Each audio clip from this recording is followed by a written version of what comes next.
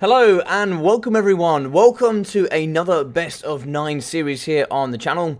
I'm your boy Logic, and we're going to be kicking off with Lotus Moon up against Alfredino. So I just saw a message there. No, we're all good. Hope we're all doing very well today. Okay, we're all good. We're all good. So how's everybody doing? Welcome Mr. Butcherbird, welcome I Forgot My Name, welcome Killing Smalls, Nevermore, Ruster, CJ, welcome everybody. Hope you're all doing very well.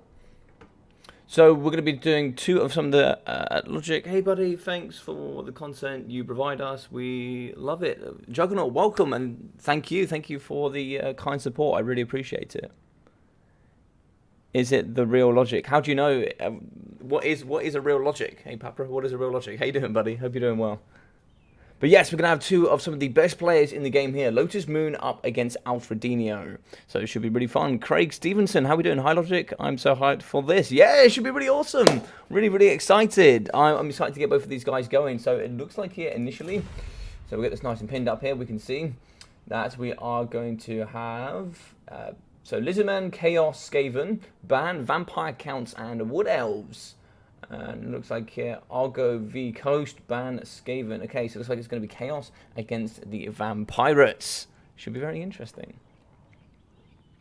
So everybody that is going to be watching on the stream today, if you are enjoying everything you're seeing, please feel free to smash that like button. It would really help. All of those interactions, those likes, or even dislikes if you don't enjoy it as well, they do go on to promoting here the live stream, which means it'll go out to a wider audience, more people will see this, more people will join, and it'll be a very great way to support me if that's the way you want to do it. And if you want to support me even further, subscribing is also huge. That means a lot to me.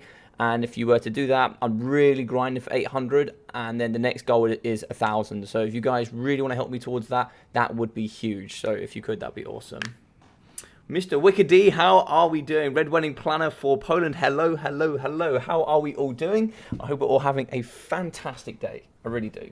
There's like Alfredino, it's going to be ready. So this is going to be a best of 9 that regardless of the score, so it will be done in a best of 9 sort of series anyway. So let's say one player wins 5-0, we will still go through and do all 9 games. So we should see some really fun games today. It should be really exciting.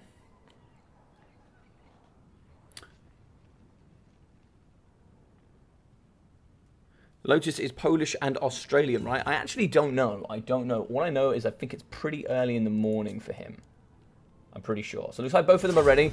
We had to do a couple of tests here for Lotus Moon. Unfortunately, their internet not quite, or his PC, not sure which one it was. Both are struggling there a little bit. So yeah, it should be good. All right, roger that. So it looks like... okay, awesome stuff. So we're going to be playing on Galbaraz first. These maps were voted by for the guys themselves. Too much showtime. Showtime, how are we? Hello everyone, but especially my dearest friend Wicked D. It's been so long. Give us some show, Lotus and Alfred. Indeed. How are we, Showtime? Nice to see you here, buddy. Hope you're doing really well. Lotus is French for sure. 100% confirmed. Anyway, Papra, how's Fanta Lemonade doing? Is he doing okay? Is he prepared for when you two go up against each other in your best of 7 or best of 9? Because you two better be ready. I'm telling you now. So let's get a little bit of a look at the map. We can see there's going to be some terrain here that can certainly be utilised on both sides. Trees are minimal, so that's why you're probably not going to be seeing any sort of wood elf pick here nice and early on. However, what we can see here, relatively flat at the top, but we can certainly utilise, we can see that we can get nicely in here, even with Vanguard as well. We can really start to get around the flanks and start utilising some of this terrain. In the sky, we are going to go pretty gunbat heavy. We are going to have the Salt Lord Scuttlers. Very nice here with the armor sundering, armor piercing, and fire damage. In the sky, we'll also have some handguns, mixing in with some bombers, some more handguns, and handguns. So mass bat boys here in the front.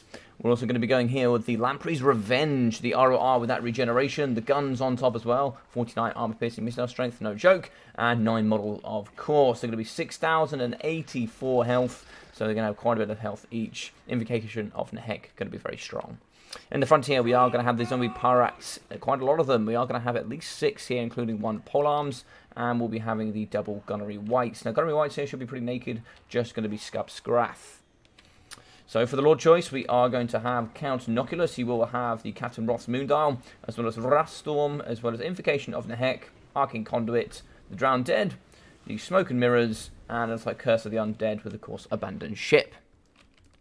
So for the Chaos, we are going to have some Forsaken, nice there, the 46 speed, relatively well armoured as well. Chaos Marauders mixing in here with some of these very good Chaos Warriors. Heavily armoured, pretty good strength as well overall.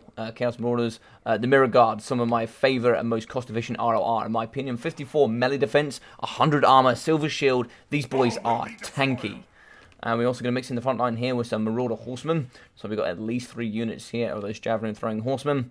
And we also have the Chaos Warriors, some more Marauders, and some more Forsaken. In the back here, though, we are going to have the Summoners of Range. Look at those goddamn double-handed maces. They are exceptional.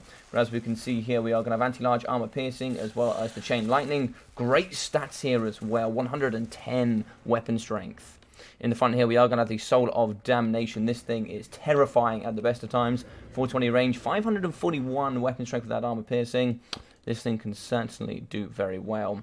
And in the sky, we are going to have the Chaos Sorcerer, Lord of Fire. Now, he's going to be on a Manticore, so the cheaper version compared to the Dragon. Of course, you won't have those breath attacks, but you will be fast, and you will certainly have that cheap terror. You will be having the Arcane Conduit, as well as Burning Head, Flaming Sword of Ruin, Fireball, Kindle Flame, and also Evasion, giving him that added speed. That's 5% there on top of 85, so could be expecting something up to about 90 speed. That's certainly very handy. So it looks like both are going to be ready here. Good luck, have fun from both sides.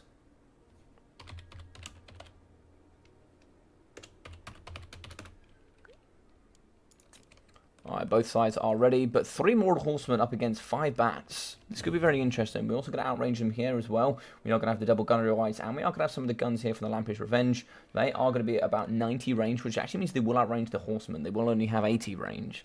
So, could be pretty difficult here for the boys in black. Yeah, but for the boys here in blue, they could certainly get forward, and they can...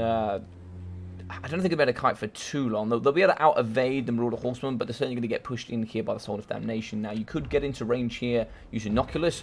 You can see he's got some pretty decent range. He's going to be having about 330. So if you can get in range, you can certainly take out the Soul of Damnation. But is that going to be his focus, or is he going to try and shut down the Chaos Sorcerer, Lord of Fire? Going back to the middle here, going to be shooting into the Marauder Horseman. Certainly took a good volley there, killing 4 models, doing over 1,000 worth of health. That's some nice stuff there in the middle. 500 on here in the middle as well. These Marauder Horsemen down by 7 models already, but these are going to be hitting these bats. But we do have Invocation of Nehek on the side here of the Undead. Some more of the summons here. So if you overcast, you do actually get the gunnery mob version. If you do a normal summon, you just get zombies. But here we are going to have the guns that can hopefully shoot here up against these nice Marauder Horsemen. Coming forward is going to be the Summoners of Rage. And what do we have to stop them? The honest answer is not a lot. We can certainly try and shoot them here with the gun bats. We can certainly try and shoot them here with Count Noculus. But these boys are not slow. 64 speed, they'll be pressuring nice and hard. They'll rip apart the Lamprey's Revenge if given the choice. And they'll certainly take apart these gunnery whites. One gunnery white going to be facing in the wrong direction. He's going to get collapsed on here, I think. Big hit's going to come through up against him. He's certainly going to get whacked very quickly here.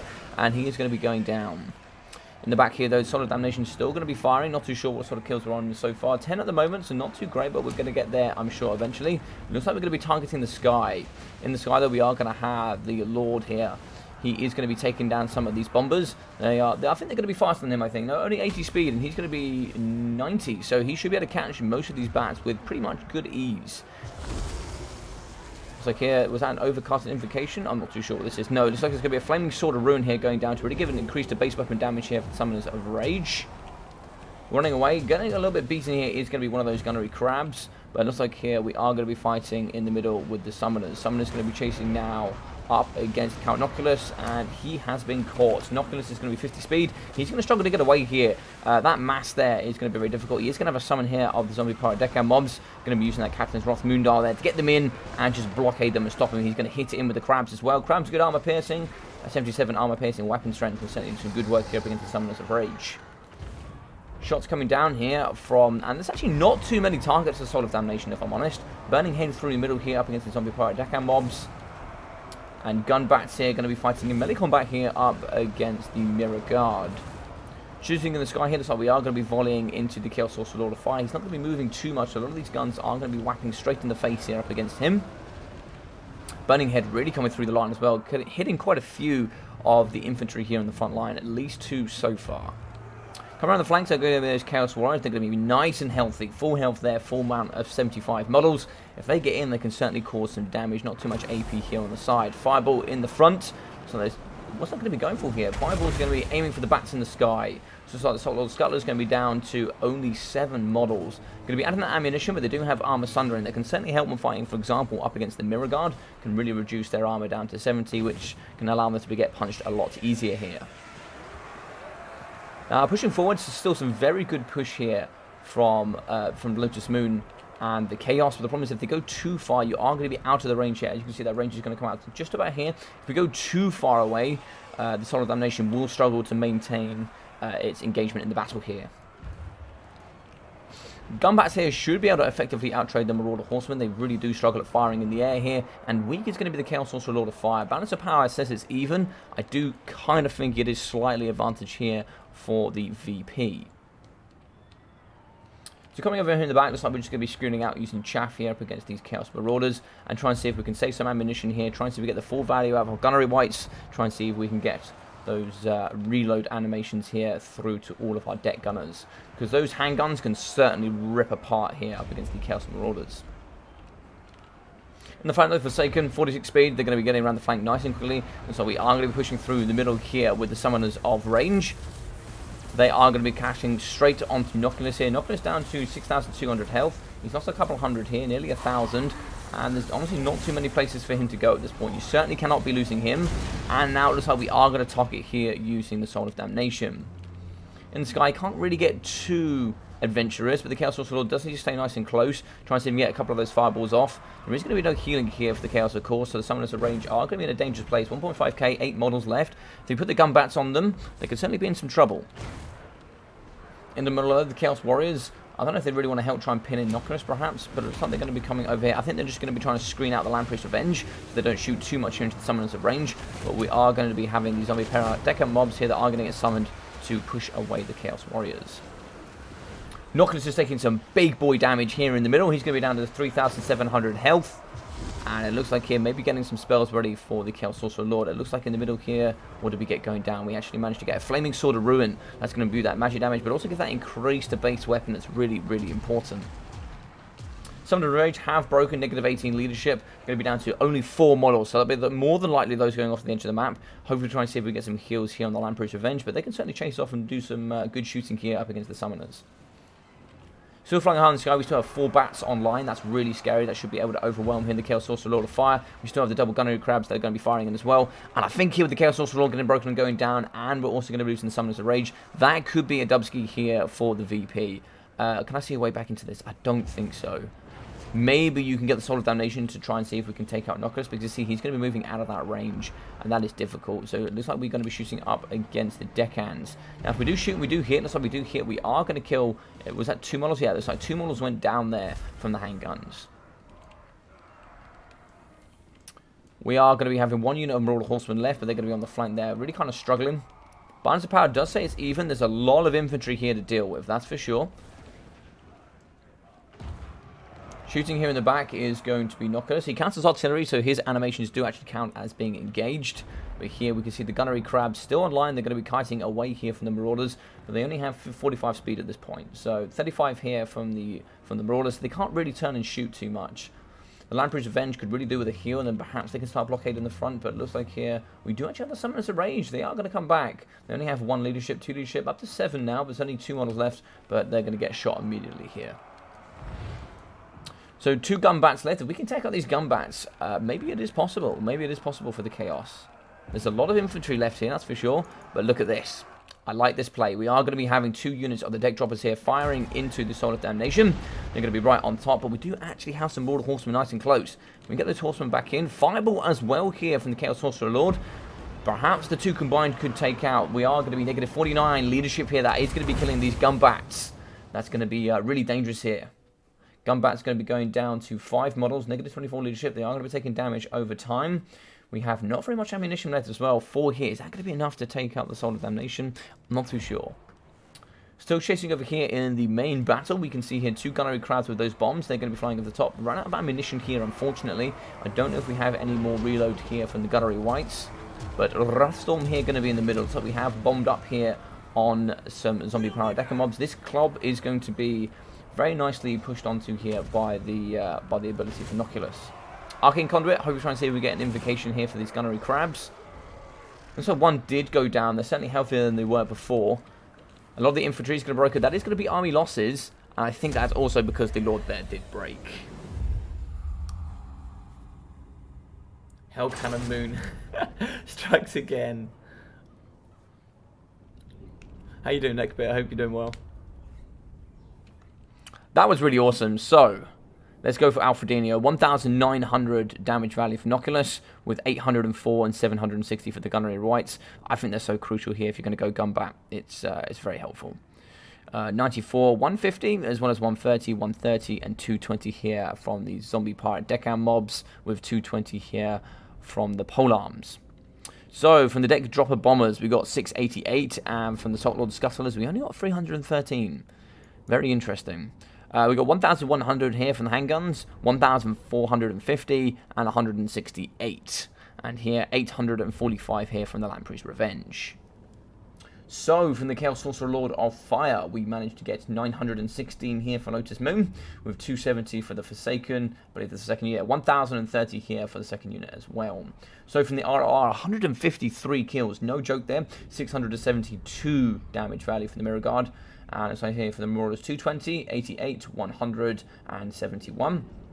With 209 here from the Chaos Warriors, and 125.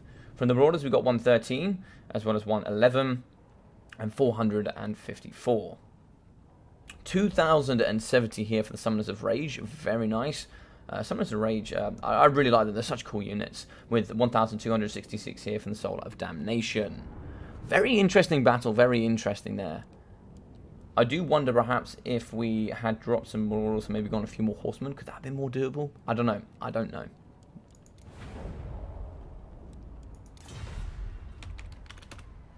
GG. So the next map here, so it's going to be 1-0 here for Alfredino. The next map is going to be, let me double check, Oakenhammer.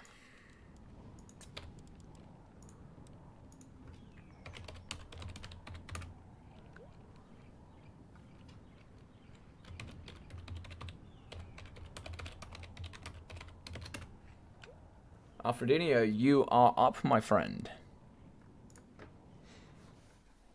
Slowly building the Alfredini wall. Hey, Shiduku, how you doing, man? Bomor, how are we? Was looking good for Chaos at the start. It was, yeah, Chaos managed to get around pretty quickly, but obviously those gunny crabs slowly pulled them apart. Ooh.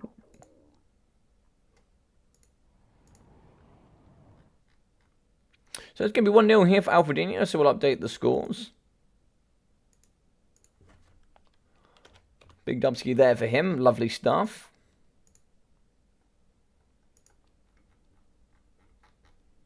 Lovely, lovely. All right, nice. Yes. 2 bands. Yes, so it's 2 bands. So at the moment, so for the first 5 games, the way we're going to run it, we're going to be doing pick 3, band 2.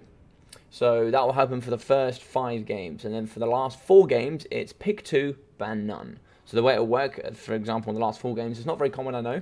But what happens is let's say I pick Dowie and Greenskins, I ban none. My opponent then picks one, bans one of mine. Oh, no, sorry, he picks one, and then I have to pick one of my 2.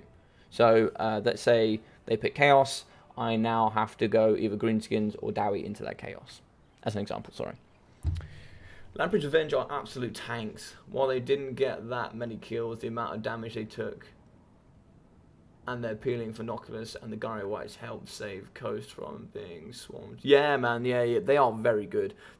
Also, their ability to regenerate as well really really assist Invocation of the Heck more than people know, I think, because the fact that because they are tanky and because they do regen themselves and they basically take care of themselves, Invocation is not particularly needed to support them, which crabs generally do. So the fact that they can supplement themselves, you can use that Invocation of the Heck or put the extra mana into summons somewhere else. So yeah, very good indeed. Noculus on foot is a beast. Yeah, he is as well. You know, I think he has 60 melee defense. He's anti-large, armor piercing. He still also has those double summons on foot. But of course, on top of his on top of his big knuckles healer, he also has some fantastic artillery stuff as well. For only 700 as well, he's a massive artillery piece. 330 range. He's very strong. The only problem is his melee stats do suffer. So what I'm going to do, guys, as well, so a friend of mine here has released a book. For those you probably know Human Boy. Really, really nice guy. If you don't know him, please do go check out that YouTube channel of his. He puts on some really, really fun content. Really awesome guy. So if you don't know him, please go check him out. But I'm going to be putting his book here on the front. He's released a book. It's all about Vikings. It's all about Valhalla Forever. Do you like magical babies? Do you like big fights, demons, adventures, dragons? If you like all that sort of stuff, this might be the book for you. So feel free to go check him out. Check out the book as well. And if you like that sort of thing, maybe try and see if you can get yourself a copy and support him. So yeah, feel free to do that as well. Really, really nice guy. So it looks like here we are going to be going...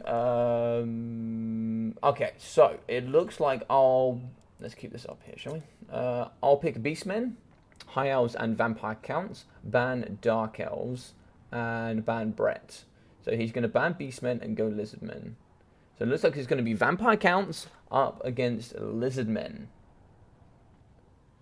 Very interesting. This should be very, very interesting. Very interesting.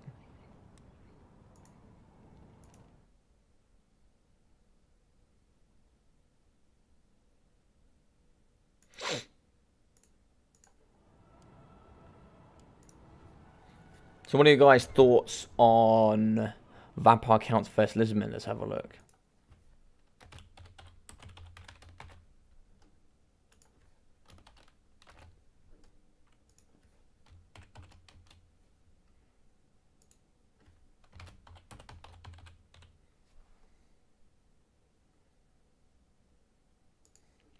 So, just a quick poll there. So for anybody that is new, and anybody that is new here today, welcome. Really happy to have you here on the channel. If you would like to subscribe, that would also really help as well. So please feel free to do that. And all of these polls, for those that do not know here, these polls are completely...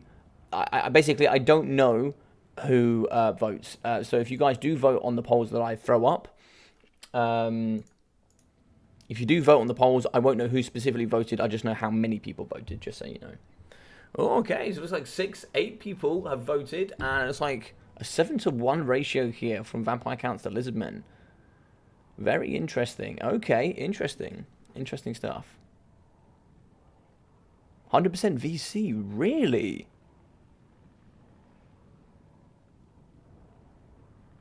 Very interesting. So in my previous experience, and every time I've cast this game, Lizardmen have won it.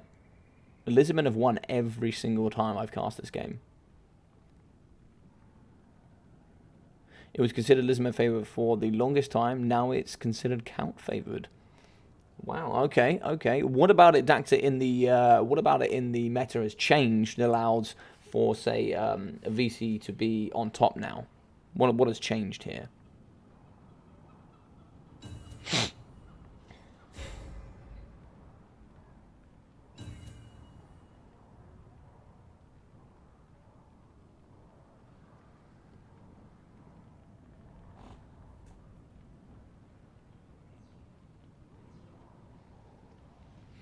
Well, the matchup, I think, is Lizardmen favoured, but at the same time, Alfredino favoured.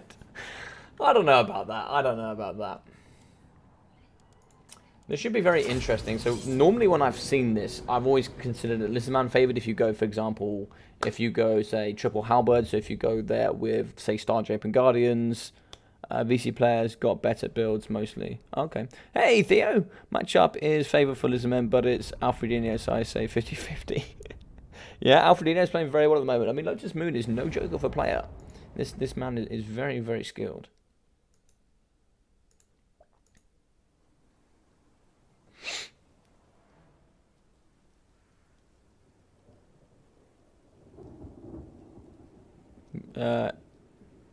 If I can't kill VC Lord, LM win, but if they can't get decisive blow going, I think VC will win the attrition war. Yeah, potentially. Of course, we do have other things as well. Obviously, we do have, I forget the Bastiladon for 1,000. The Bastiladon for 1,000 that has the poison ability. They're brand new as well, and they're very strong in this I think.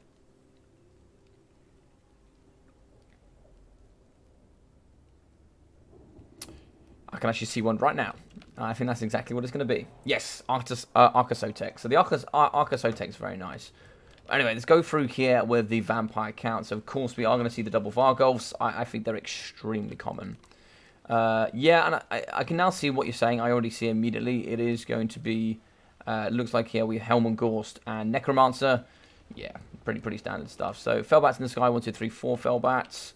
We are going to have Graveguard, great weapons, the Tithe zombies, more zombies, Graveguard, zombies, Graveguard, zombies. We are going to have double doggos as well. Where do those doggos go?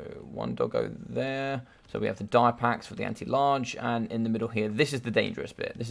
So here in the Vampire Death, you will have Spirit Legion, of course, Immortal Will, so he just keeps himself alive. You don't need to use Invocation on him. Necromancer here, Forbidden Rod, Scroll of Shielding, Raise the Dead, Marshal of the Dead, Vigorous Mortis, and the Bellfire. Now, the one nice thing is, if you do bring the Necromancer, he has Raised the Dead, and if you also bring Helmengorst, he also has Awaken from the Grave, which is another summon, so he brings Graveguard as well. You get 2 units there, but they do cost Winter Magic. Curse of the Undeath, as well as Willicry of Corruption, for that damage over time, and it looks like here, Gaze of Nagash, Invocation of Nehek, and the Liber Noctis. Double Vargolfs are just brilliant armor piercing, great melee attacks. They are so fast, so consistent. They are such a pain to deal with, but they are very good. This is going to be a game of can you protect those sneaky corpse cards. So for the boys here, we are going to have Temple Guard. Yes, triple Temple Guard. This is the way to play it in my opinion. Arcasotex, 2 Arcasotex, and of course here we are going to get the Skink Oracle. He's going to have Earthblood and Flock of Doom. He's not going to have those shots, and of course he was nerfed pretty hard, but it should be interesting to see, and I think this is the perfect pick. Sacred Coxigor, very good at dealing with Banshees and any other ethereal unit as they have those magic damage, but they also have good armor piercing, so they can thump through as well. Sword Spears in the back, and it looks like here we are going to have, oh my god, it's Nakai the Wanderer. He's going to have Primal Roar, give those his attack stats, but he's not, oh, he is going to have the Golden Tributes. Okay, Perfect Vigor as well as Cold-Blooded, nice. This is a build.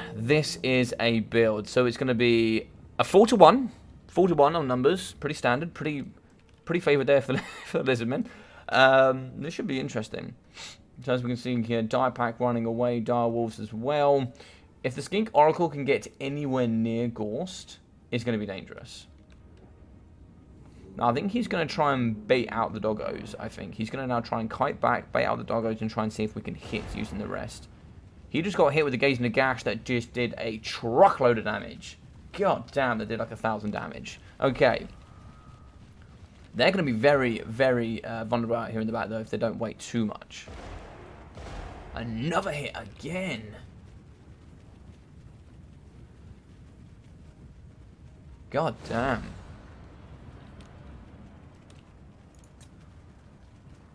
Good luck, have fun from both sides. I love it, perfect. It's like they could be trying to work each other out here. You don't really want to over engage here with the Vargals because you don't want to leave the protection here for Helmengorst as well as the Necromancer. Now we are going to be in range. Now we can start shooting here. Now the question is, do we start shooting the Vargolfs or do we start shooting the Necromancer? He's in range, so we could start shooting here. He's going to be holding on to that ammunition. but we are going to engage. We need to keep this dino build nice and close together. That's a little bit too far out right here. I'd like to maybe try and see if we can get them in a little bit, but in come the Sorcerer Spears. Try and see if we can hold this front line here. We are going to move in with the Great Guard with those great weapons. Armor Piercing, Anti-Infantry. Very good here, but Temple Guard as well. Armor Piercing, but the Arc of the Anti-Large as well.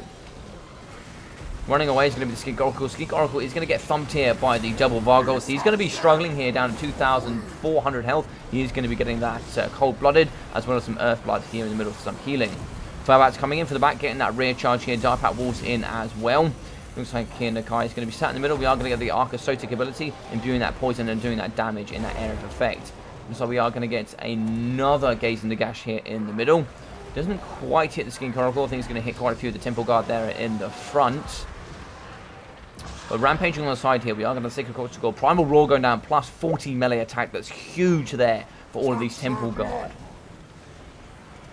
Nakai as well is going to be just running away here in the middle. We need to protect the Skink Oracle. Skink Oracle is going to be in trouble. We are going to get another Earthblood here in the middle. It is going to be Nakai fighting up against the double Vargolfs. Also coming in here. Now the double Vargolfs are going to be getting on the Skink Oracle. Skink Oracle needs to get out here from Lotus Moon. He cannot stick around for too long.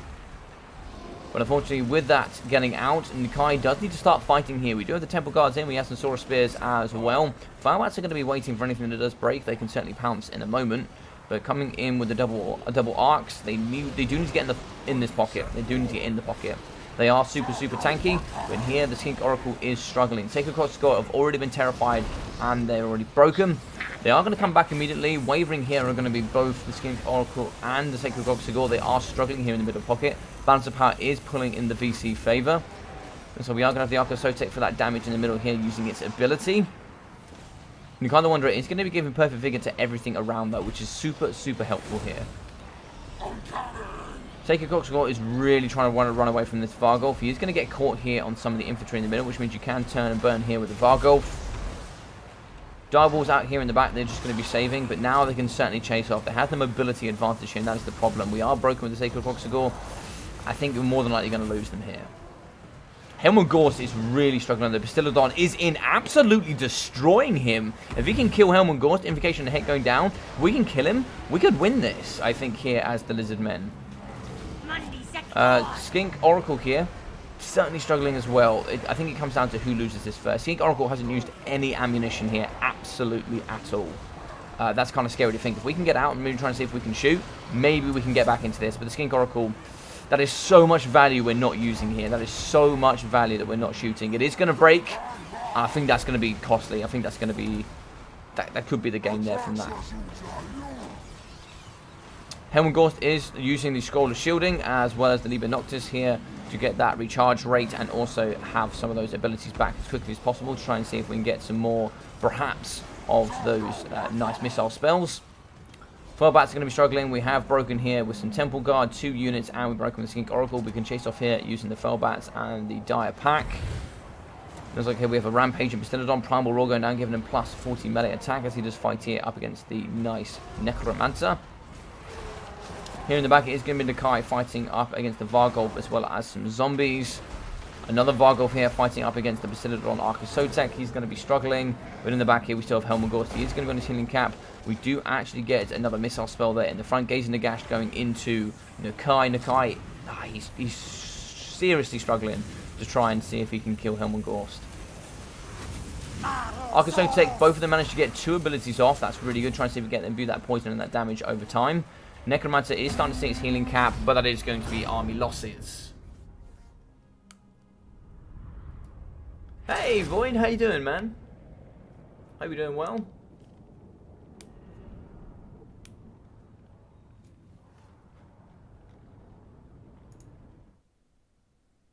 Hey Kadane, how you doing? Yeah, I think this is Ducky's build. Yeah, I think this is Ducky build. Alright, so Nakai 1.4k for himself, as well as 600 here for the Skink Oracle. It's a shame there not to see it shoot at all.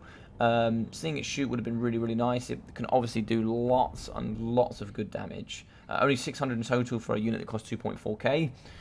560 here for the Temple Guards, 1.7 here for Star Chamber Guardians, and 500 for the second. 800 here for the Sorcerer Spears. with 1.5k and 1.5 here for the Arca Sotex, with only 300 here for the Sacred Croxagore. So for your boy Gorst, 3.7k, the most balanced man here in Warhammer, with 240 here for the Necromancer, 537 here for the Vampire of Death.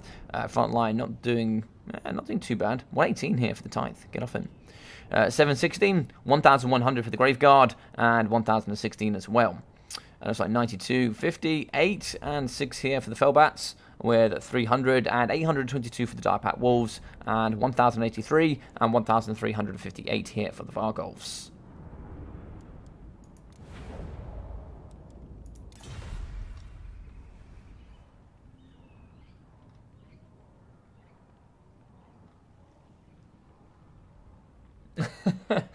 French keyboard is weird. GG's. That was interesting. That was always particularly very strongly Lizardman favoured. So being that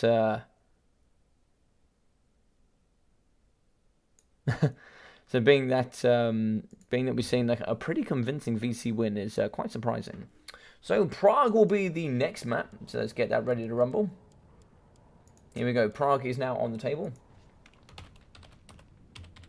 And it looks like here we have a Wood Elves, Dark Elves, High Elves. So all the Elves, Band, Greenskins, and Empire. Okay, very interesting. So, here we go. It's going to be 2 in the pocket here for Alfredino early doors. Let's have a look. Almost had a chance there to snipe Gorst and take it back. Yeah, I think if we had sniped Gorst, I think if we managed to get a couple of shots off there...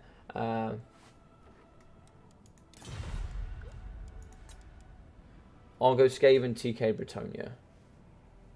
Oh, okay.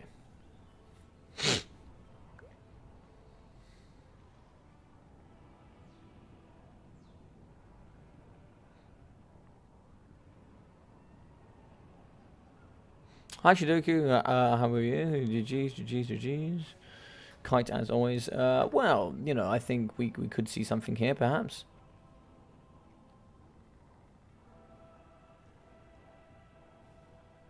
Yeah, it's a very strong VC build, Void. It is a very strong VC build. How you doing, John? Well, this VC build, LM Air Force with Coatl and 2 Skink Chiefs, then Ripper would be quite good. Yeah, I think if you try and overwhelm the Air Force here with... if you have a strong Air Force, I think you could do quite well. You could do very well here, I think, yes. Yes, I could certainly agree with that. Fork Sentinels would do very nicely there in that matchup. But of course, you can only take a maximum of 5 air units, so you can't take Ripperdactyls, you know, you can't take the whole lot, but I think something where you could shoot as well would be quite nice.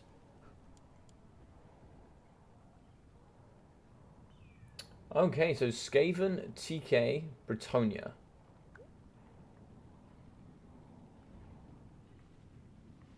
If you ban Skaven and you go Dowie, which Alfredino has done, that is looking dangerous. Yeah. So we now have Tomb Kings or Bretonia against Dowie. It's gone well. It's gone well. Well, we could see what's going on here. We could see.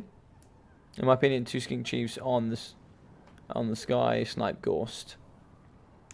But you need a lot of Air Force. But you can only take 5 of a maximum here. You can only take 5 max here, John. So you can only take a maximum of 5 Air Force, as far as I'm aware.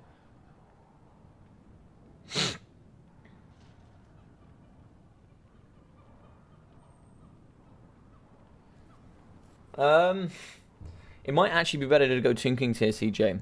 Bretonia could certainly be utilised later on. I think if you have to play... Oh, it looks like it is going to be Bretonia. Okay. How the hell do you play this as Bretonia?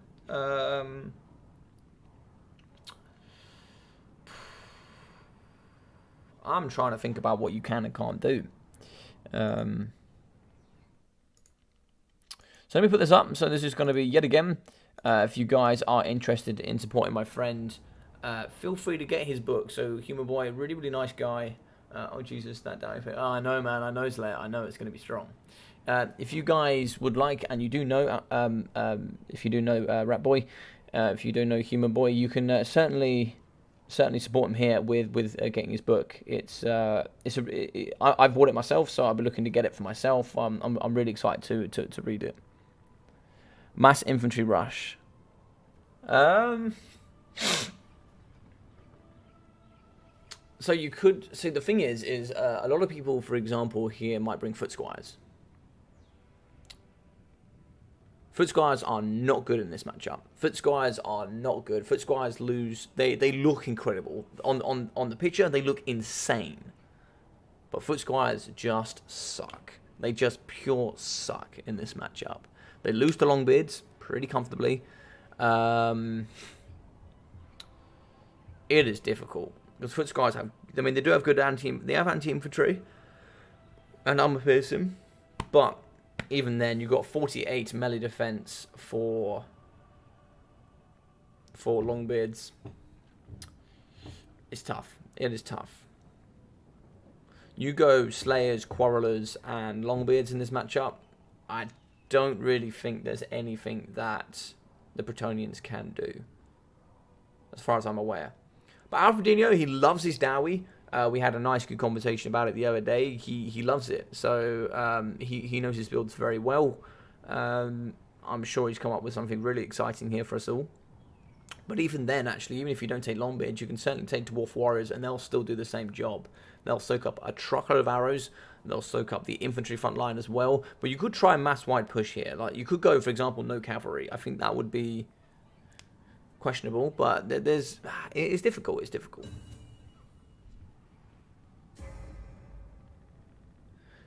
Archer spam. Don't prefer field trebuchet or archer spam. Probably archer spam, if I'm honest. I think archer spam here would be better, but it should be interesting to see what these guys certainly bring.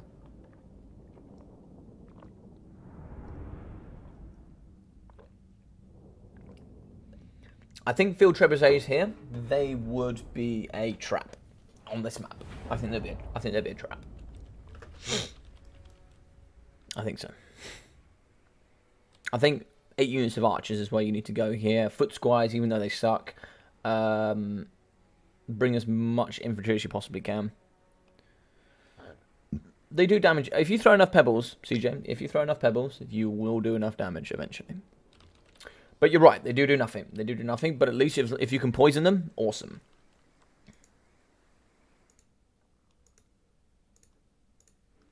If you can poison them, then amazing. That'll slow them down. It really reduces their stats as well. Yeah, it's pretty unwinnable at higher levels. Really seen a full 20-second infantry win it for Brett.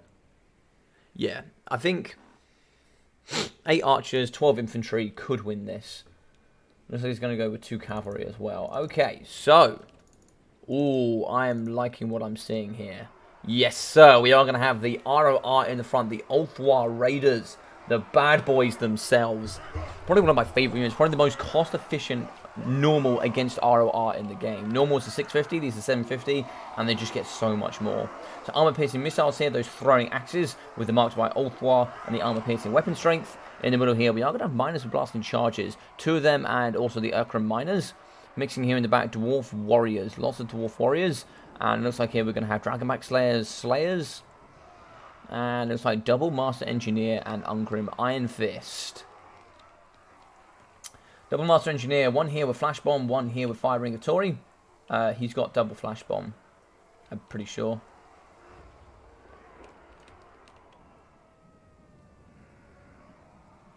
Yeah, he does.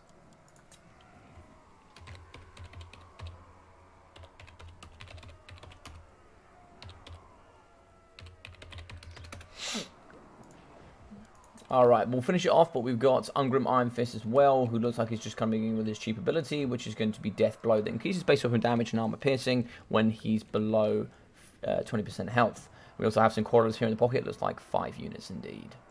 Should be interesting. Right, I'll check here, I'll message Alfredino.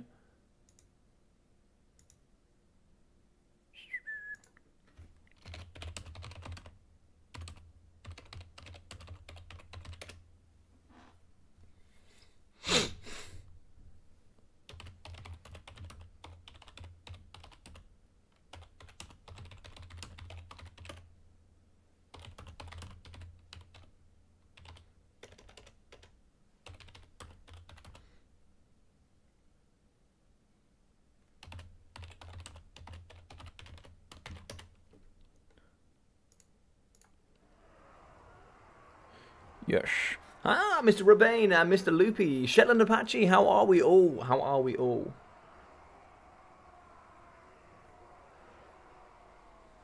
Never forget the lumberjacks. Alright.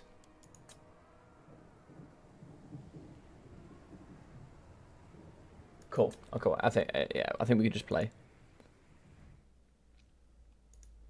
Cool. Looks like Lotus is cool. So we have Paladin here in the sky. Just like we have two Paladins. Neither of them there with Guardian. We are going to have Peasant Mobs in the front. Super, super wide. We are going to have some Questing Knights in the back here with some Men-at-Arms. We are going to have some Foot Squires, Pox Arrows, Men-at-Arms, Bowmen, Foot Squires. Yeah, it's just super, super wide here. More Foot Squires, more Men-at-Arms. Yeah, I think this is the way to do it. I think this is the way to do it. Two Questing Knights, of course, very expensive. Where's the Lord choice? Aha. We are going to have, of course, the Fey Enchantress. So Faye here today, she will have the Chalice of Potions. Not a fan of it in this matchup. But Favour of the Fae, pretty nice. Arcane Conduit, Dwellers Below, Earthblood, as well as Mist of the Lady, Life Bloom, and of course there, that Blessing of the Lady. Sweet.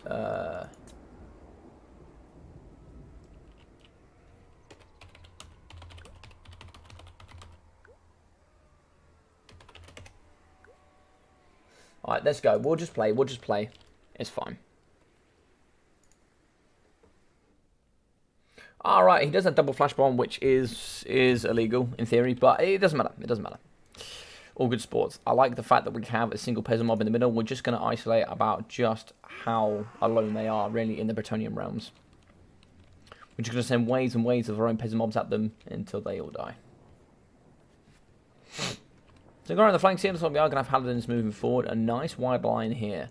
So these Pox Arrows, as well as these normal Peasant Bowmen, what could they target? They can certainly target miners. They do have 80 armor, but no shields. They are very susceptible to getting shot. We can also start shooting the Arthwile Raiders. They have no shields, 40 armor, and we can also start shooting Dragonback Slayers. That's why I think they're very useful. Anything with 80 armor or less with no shields, you can still shoot it. You can shoot it with anything. That includes Unguard Raiders. I think they've got like 12 base weapon damage and 1 armor piercing, I think. But they'll still do damage. They'll still do damage over time if they shoot for long enough. So, both coming forward here.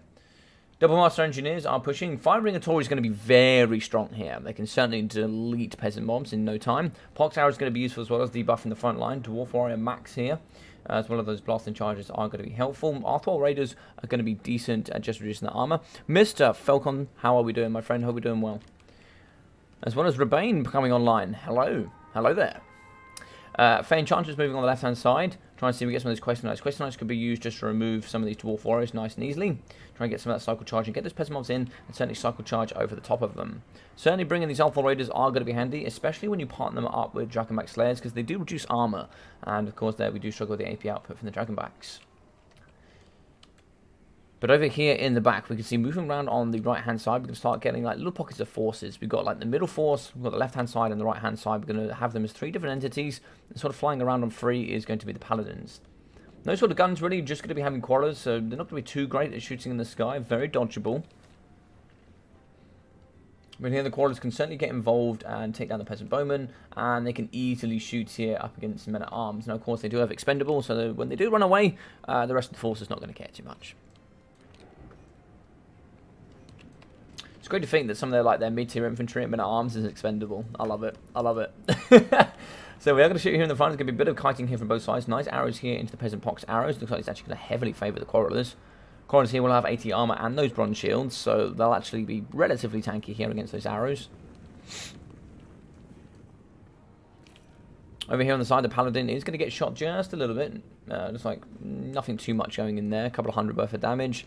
Paladin's just going to be flying around the back and waiting to see if there's any pockets they can get into. Perhaps see if they can pop onto the Arthwile Raiders, try and get some free damage in there and get out. They do have 105 speed. They are super quick. I've seen a lot more players now using Paladins here in the sky rather than on horseback. It's difficult, really. What do I prefer? I think flying. I think flying is good. Obviously, there's less support there for the Fae, but they certainly have more speed, more mobility. I just think that they're more useful in general. So immediately, one volley kills the Peasant Bowmen. They're going to break and they're going to start moving. And it looks like here we're going to be trying to get a false around here. Looks like here we've pushed with the left-hand side and started dropping with the right. We're now going to try and shoot the side here. Crawlers are going to move to the right-hand side here from Alfredino. Try and see if we get some shots in here and start taking down some of these nice and cheap peasant bowmen. Now, coming in at 400 and 450 each, they are some of the most cost-efficient range in the game, especially when you consider pox arrows as well. Poison with cheap arrows here with good quantities of numbers as well. So, like, 68 model count with poison, very strong, especially for 450 gold. Men-at-arms are going to get shot. I think we have 70 armor foot squires. Yeah, so 70 armor, no shield here for foot squires. So even then, you can do some pretty decent work with quarrelers. Quarrelers, I believe, have, I think it's 4 AP per model. I'm pretty sure. Pretty sure it's 4 AP per model. No, 5 AP per model. So they still have some pretty decent armor piercing output.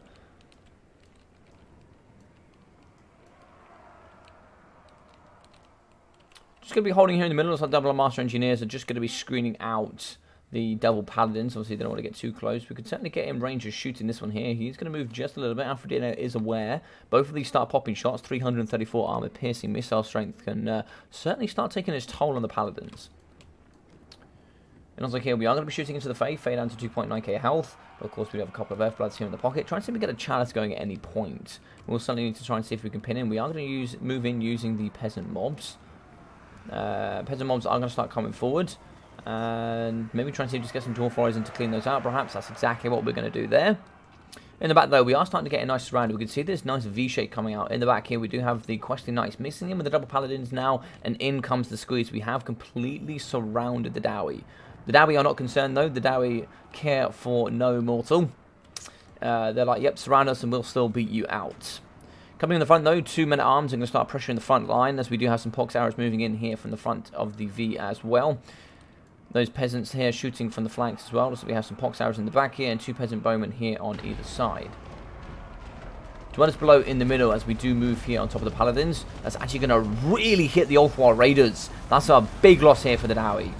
They're certainly going to break and get moved away. Double paladins are in. Ungrim comes in as well. Oh, big hit there on the paladin. Flash bomb going down on both of them. Ungrim's going to be moving in to really spread and slap some cheeks here. Slayer's in. Going to be trying to do negative 24 minute defense, negative speed as well. Flash bomb is so good here for the Dowie. As you can see, that paladin has been absolutely and well and truly wrecked there in the middle.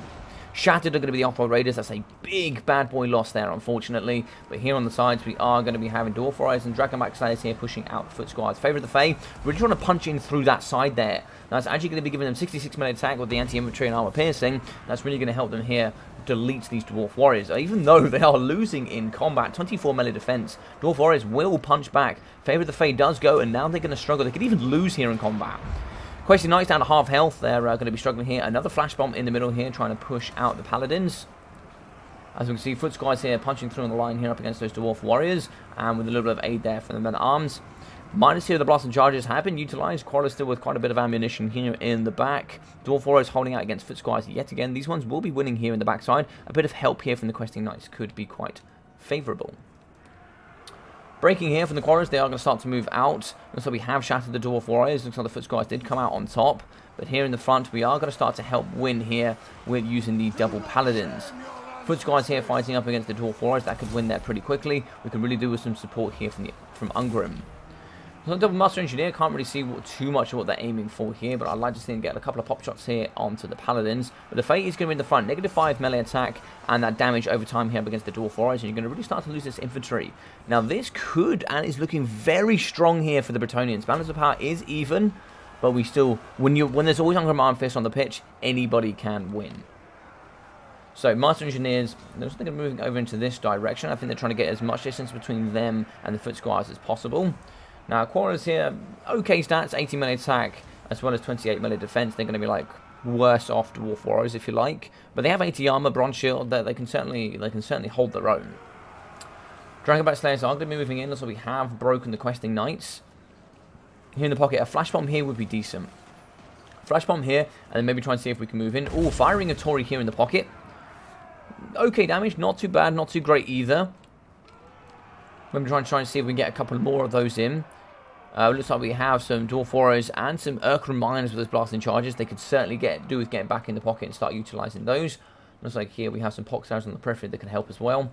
But here we have the double quarrelers that are going to be firing. We do have some questing knights that are in very dangerously close range here to these quarrelers.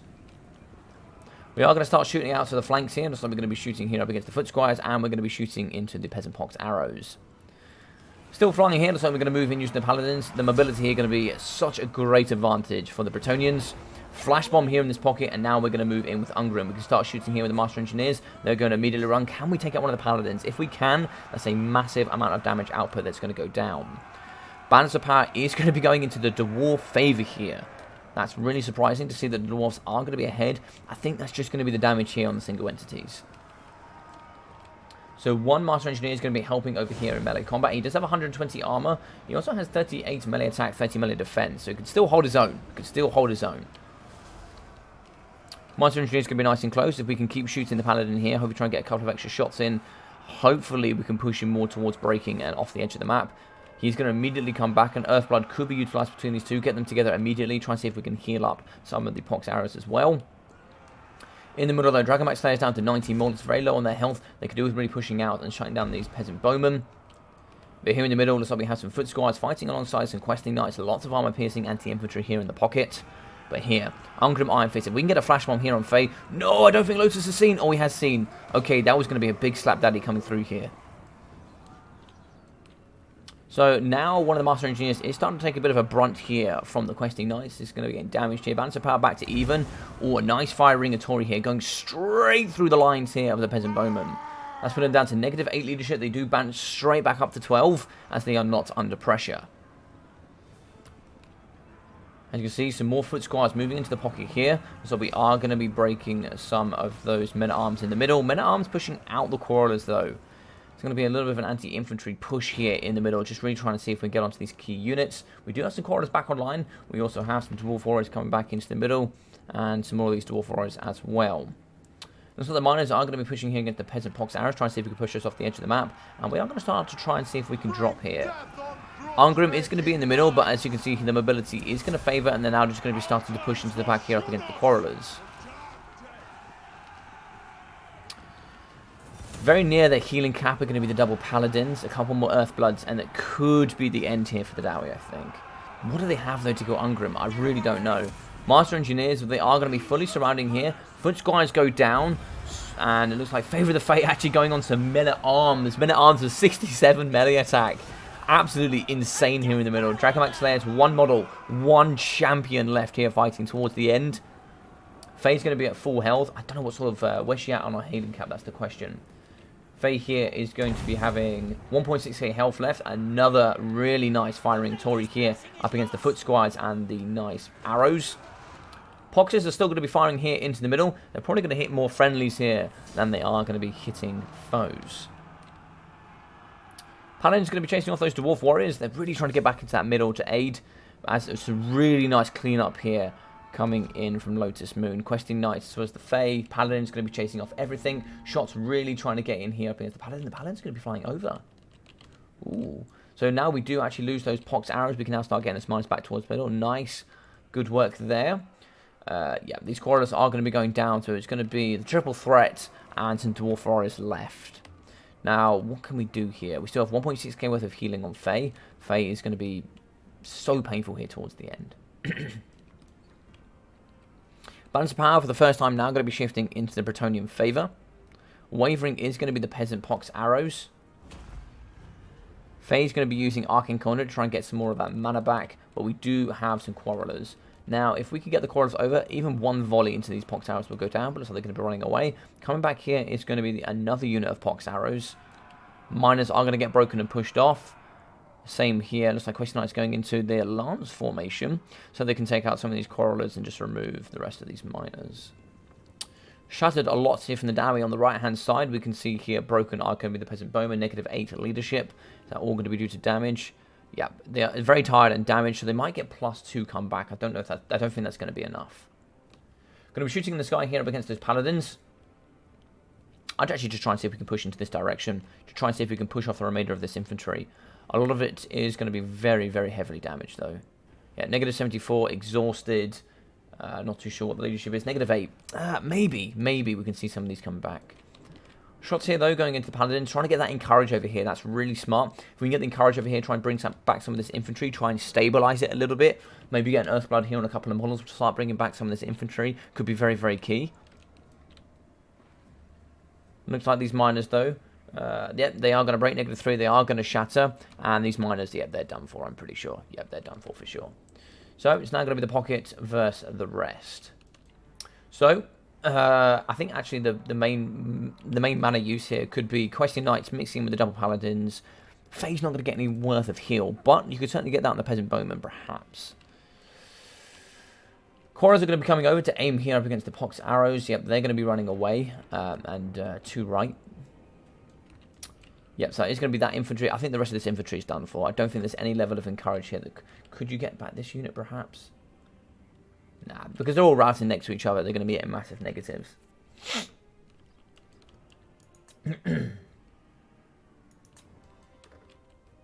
Okay, so now it comes down to the box. Now it's just a game of waiting. Let's get everything in screen. So we can see here.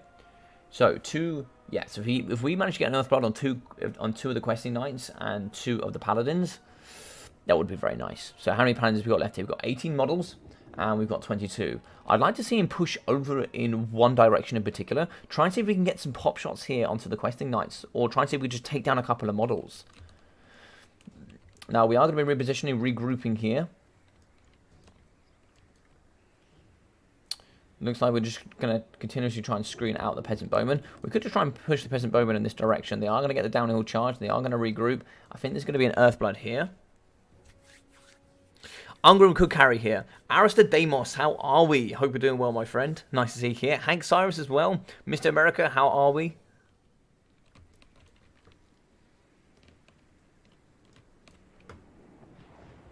Those Pox Arrows are just waiting in the wings. They're waiting for that opportunity. Here we go. So we do get an Earthblood go down, and that was certainly needed. We are going to get some nice healing here. 336 healing there for all of these models included. And in goes the Faye. Faye's going to charge into the front line. She's going to give that negative melee attack. And she's just going to try here. So we are going to get a chance of potions trying to come down on the Quarrels. Quarrels do need to move. Alfredino is going to notice, but it takes ages to come down this thing. So, yeah, it looks like it's going to be a bit of a miss there, unfortunately. But in the front line here, we come with the Quarrelers. Quarrelers now going to be fighting up against Questing Knights. Flash Bomb does go down. And now we have Ungrim. Ungrim's going to be fighting here in the middle. There's going to be some big slaps, I'm sure, on the Paladins. Yeah, one Paladin is getting absolutely whacked here. It goes down to 400 health. That is going to be wavering. That could break.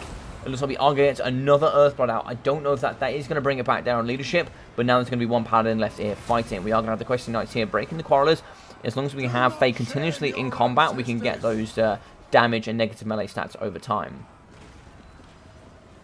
So double Engineers. They still have ammunition. But they are going to be fighting in melee combat here. Ungrim Iron Fist. Are we going to bring it home here for the Dowie is the question. We have Shattered here for the Quarrelers. Or are the Bretonians here? Are they going to bring it home for Mr. Leon Kerr? I don't know. I don't know. We need to take out one of these Paladins, I feel like. If we can take out one of these Paladins, anything's possible. One Paladin is going to be going down to 440, 450, 99 health. He's going to break. I'm surprised he hasn't shattered. One of the Master Engineers has gone down as well. Second one is very close to breaking. We just have Ungrim Iron Fist left. If Ungrim can hit the lady here, bring balance of power, it is certainly possible. The other Paladin is going to cycle. Can we get a big hit on that Paladin and take him out? Faye's down on her healing cap as well. Arcane Conduit going down. 2,500 health left for her. Ungrim could carry here. He really, really could carry. Ungrim hits there. The Paladin really nicely. 0 leadership there. 8. He is going to stabilize. We have shattered the Master Engineer. It is now going to be Ungrim versus the world. Ungrim's now going to be chasing here after the Peasants. We are going to get cycle charging here now from Ungrim Iron Fist. What can Ungrim do here is the question. We are going to get another Earthblood here in the middle, and that could be game, unfortunately. Yeah. God damn, that was super close. That was super close, this game. Questing Knight's getting hit. They're going to do some really nice work here in the middle, I feel. Although if he's left to fight like this, I don't know. I don't know. The oh, the lady doesn't actually get the charge in here, but he could turn and burn on the lady. 150 health for him. 155, 100, 46. He does die, and that is going to be game. God damn it. Ninja Hun said that all dwarf players have 0 micro. Okay.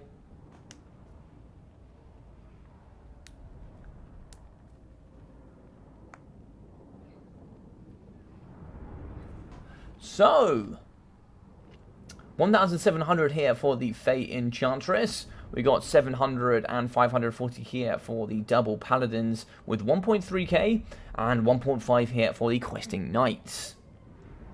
102, 380, 215 and 338 here for the Men-at-Arms with 407, 450, 806 and 528 for the Foot Squires.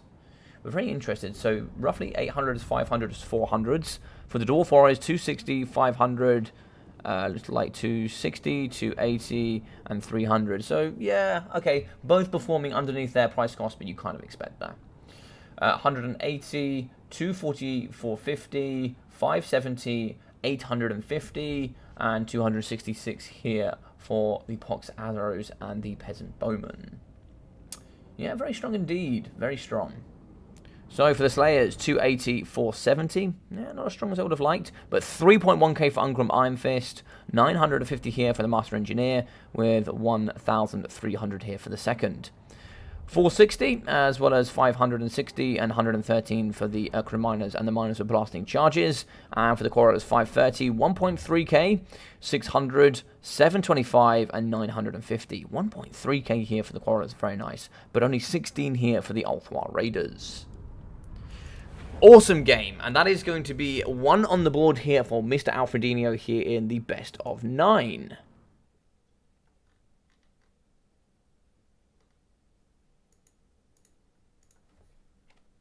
So 1 on the board here, and as we go through, we will see, let's get that up.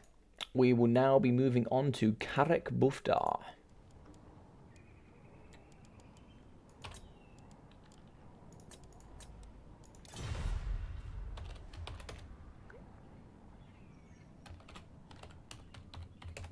Alright, so High Elves, Lizardmen, Beastmen, ban Vampire Coast, and Skaven.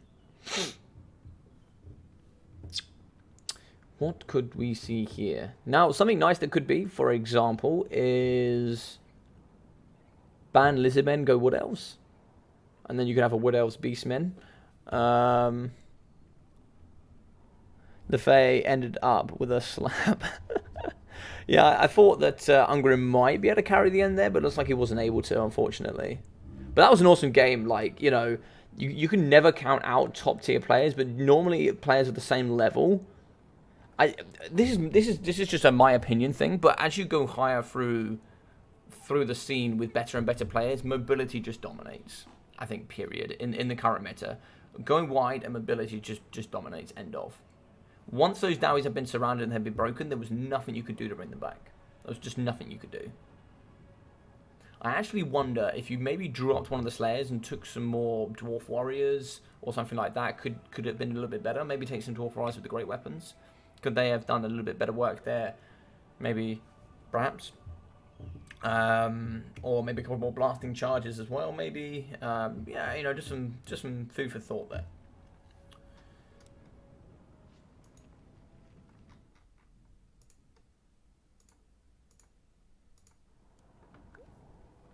Alright, so I'll TK ban Lizardmen. Okay. So Tomb Kings against Beastmen on Karek Buftar. Very, very interesting. Alright then, ladies and gentlemen. Give me just a moment. How you doing, Alex? Good lord, that was a beast of a battle. GG's, yes. Welcome to the channel, Alex. Yeah, it was an awesome game. Really enjoyed it.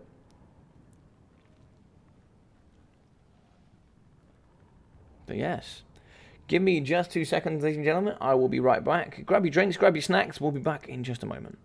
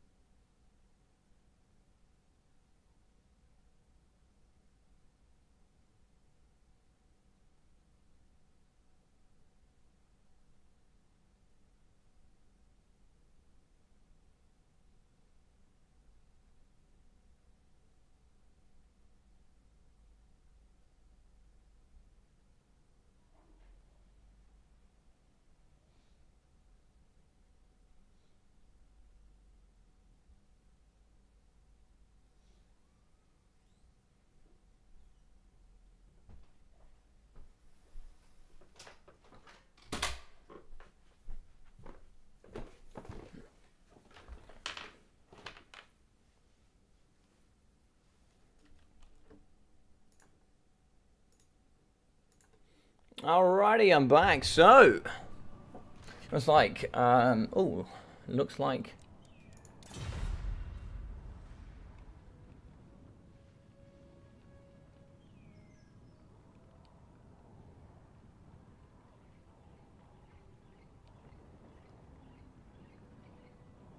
Okay, looks like Alfredino changed to High Elves. Okay, okay. Okay, I think he wants to save Beastmen for another time. I think he can perhaps win in another one of these in another time.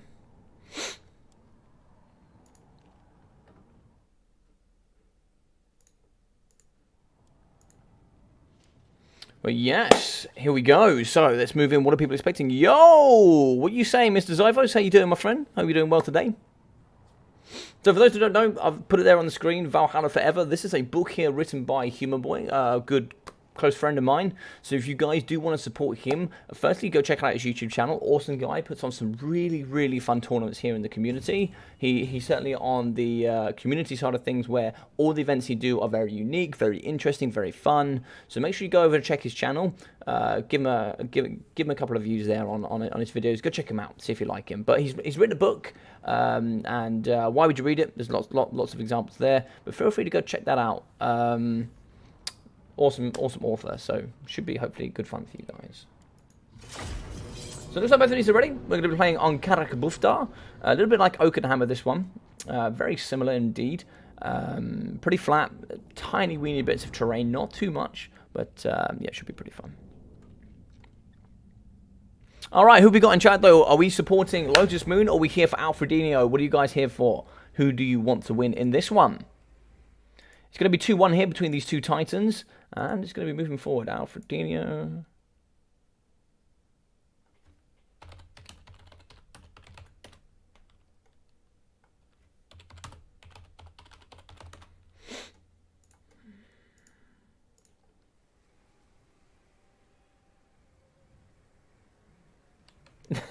Alfredino, just a memeing as always.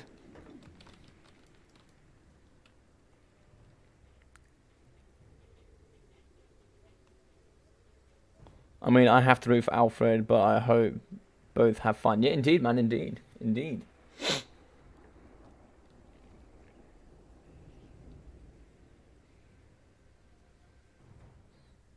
I am for Lotus Moon because Ninja Hun said that Alfredino is a missile cap cheeser. Fair enough.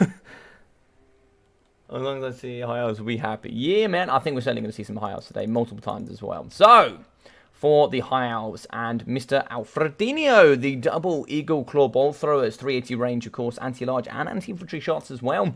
In the frontier, we are going to see quite a lot of those anti-infantry rangers, 5 in total. Some White Lions of Chase as well. That is Mr. Chosen One. How are we doing, friend? 2 units of Silver Helms in the back with those shields, so 90 armor shielded as well. Double armor piercing White Lions, very strong, 90 armor as well.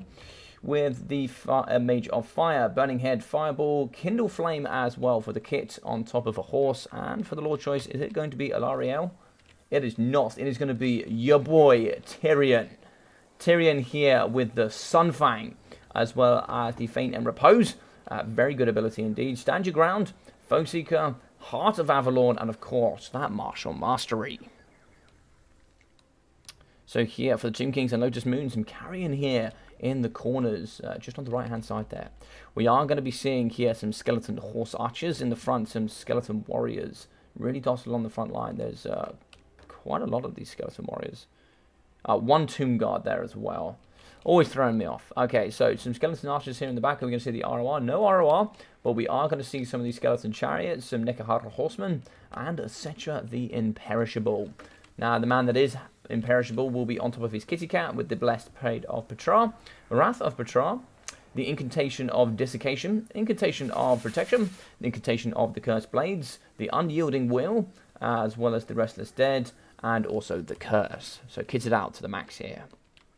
2 units of these skeleton chariots, 9 models here in these units, very strong indeed, big fan of them. Nekahara horseman here compared to normal horsemen will be faster with extra 2 speed and added armor. I believe they have an extra 30 armor. So yeah, very tanky, very fast indeed. I think just unfortunately here, just a couple of extra of these horse archers could have been quite nice to remove these rangers in the front line. Only 30 armor, no shields, so they're very susceptible to getting taken down here. Eagle Claws, now what's their target's going to be? Eagle Claws could either target Sorcerer the Imperishable, but could dodge pretty easily, or they can go after these chariots, but still both very hard targets. And obviously we can try and see if we get these carrying in the back here on top of the Eagle Claw bolt throwers. Good luck, have fun from both sides, and let's hop into it. Now, of course, for those that don't know Tomb Kings, we do have these 3 tiers. So the Realms of Souls means we do get healing here as we get deaths in the Tomb King side. If we get up to here, I'm not sure how many kills it will be. We do get to 375 kills, we get 336 healing in total. And then we also get a unit of Ushopti that we can summon anywhere here on the map. So shooting in the front here, we are going to have the Skeleton Horse Archers, perfect targets here, but they are going to get immediately shot here. No, they're not going to get shot, so we are going to be targeting the Skeleton Horse Chariots. Very interesting. Kiting back and forward here is going to be Sorcerer the Imperishable. Lotus Moon does not want him getting shot, and he's certainly going to try and shoot him here. One thing also to note, all Legendary Lords here, I think actually no, all Lords from Tomb Kings have a fire weakness. They have a fire weakness due to their bandages, so any of these fireballs can be very handy, and if you do also pop it here on top of Kindle Flame, it's going to be a pretty strong 47% weakness. Shots are in the front, looks like they are going to be trying to target these rangers, so it's quite nice to have these cheap Skeleton Horse Archers there to deal with them. Moving in the front, lots of armor-piercing white lions. There's not too much that's going to be able to stop them here. Certainly going to need the aid of Sorcerer the Imperishable to help out the front line, but of course, fighting up against Tyrion, it's not going to be easy. Sung Fang, though, could be utilised. We could definitely see a Sung Fang here go straight through the Skeleton Horse Archers here. That would be quite tasty. But as I kill, we are going to get our first round. So we're going to get 112 healing. Faction-wide here for the Tomb Kings. Front lines have engaged here. We can see Tomb Guard are going to be beating out the Rangers, but Skeleton Warriors will lose pretty handedly here in the front line. Running away here, we are going to have Setcho running from Tyrion. Tyrion has, what, 83 speed, maybe? And it looks like Setcho is going to be running away with 68. He is going to pull through his Skeleton Warriors. Sung Fang, I think he's trying to use Sung Fang here. Maybe Sung Fang can go... No, it looks like he's going to back off with that Sung Fang. But in the back here, we do have the Carrion taking down here the Eagle Claw Bolt Throwers. We do actually have the Silver Helms nice and close. But doing pretty well here, actually. Eagle Claw's standing pretty strong, which is quite interesting. It looks like here we have broken one crew, and we should be able to push it off using the Carrion. They do have a nice 100 speed. Archers shooting in the middle, so they are going to be targeting here the White Lions at chase. They do have 90 armor, and as you can see, still doing some pretty good damage. We are going to charge in using the Skeleton Horse Archers, and also try and see if we can smash in here using the Skeleton Chariots. Setcho here is going to be in the middle. He is going to be getting chased here by Tyrion. No, Tyrion has 95 speed. I beg your pardon. He is a fast boy. Okay. So Setcho's not going to be able to run too effectively here. Melee defense at 38. We're going to have 83 attack here for Tyrion. That is not going to be too favourable. Now we are going to summon the Ushopti. Ushopti could deal here with Setcho, or at least, could deal with Tyrion and give Setcho enough time to get out. But it looks like Incantation of Desiccation going down for those negative stats. 24 melee attack, 24 melee defense there, and that meter radius is very strong. And it's like we are going to be shooting here using Skeleton Archers into the oncoming Rangers. Fire Mage is going to be pushing in. Haven't seen too many Burning Heads as of yet, but we can certainly see a couple here coming up against these Ranger units. Looks like these Skeleton Archers are going to get really imposed here by these Rangers. They're going to be pushing on quite nicely. Really trying to bog down Tyrion here. You can see Foci going to get out. That's going to give him 119 speed. God damn it. But he's going to be coming after the Kitty Cat, that's for sure. And it looks like here, what was that spell? I didn't quite see what that spell was. Burning Head through here in the middle though for the Skeleton Horse Archers. No, sorry, just Skeleton Archers. Skeleton Archers are going to get a Burning Head through them. That's going to remove them very effectively here, but we are going to break the Rangers as they have been terrified. We are going to move in with those Ushopti to try and see if we can shatter them. And losing here the Fire Mage, he has been terrified, down to 1.2 health. Really nice work there. Tyrion is trying to get through, but he's just bogged down by Carrion. One Carrion in the way is going to be between him and Setcho. Setcho is going to try and fight, but over the top we are shooting here using the Eagle Claw Bolt Throwers. Shots here are going in the middle, so we are trying to shoot Tyrion where we can. Stand or Die plus Fate and Repose going down. That's going to give him 120 melee defense. That is huge. Setcho doesn't even stand a dice roll of being anywhere near that. Charging in, the Silver Helms, looks like they should be able to do some good work here up against the Skeleton Chariots. Big targets to take down here, as they'll comfortably remove any infantry here. Moving in with the Carrion, they're really going to try and blockade as much as they possibly can here up against Tyrion. We are going to have to keep moving with Setcher the Imperishable. It's like he does use his explosion spell there. He does use the Blessed Blade of Betrayal to try and get some of those weaknesses here. Looks like the use of Incantation of Desiccation going down here for Tyrion, giving those negative to stats. Still shooting here in the pocket are going to be the Skeleton Archers. They're really going to try and damage as much as they can. They are going to go down. Looks like balance of power here massively in the favour here of the High Elves, though. Tyrion is a really nice pick here. Tyrion is somebody I would not have thought of, but is a very, very good choice. Fireball straight to the face here for Setcher the Imperishable. We are actually going to shatter with a Fire Mage. God damn it, the Fire Mage shattered instantly, but yeah. Big charge down the front. Setcher's going to go out like an absolute champion. So Incantation of Protection going down. He's going to go there, and that is going to be army losses. What's up, Dilly Bunnies? How we doing?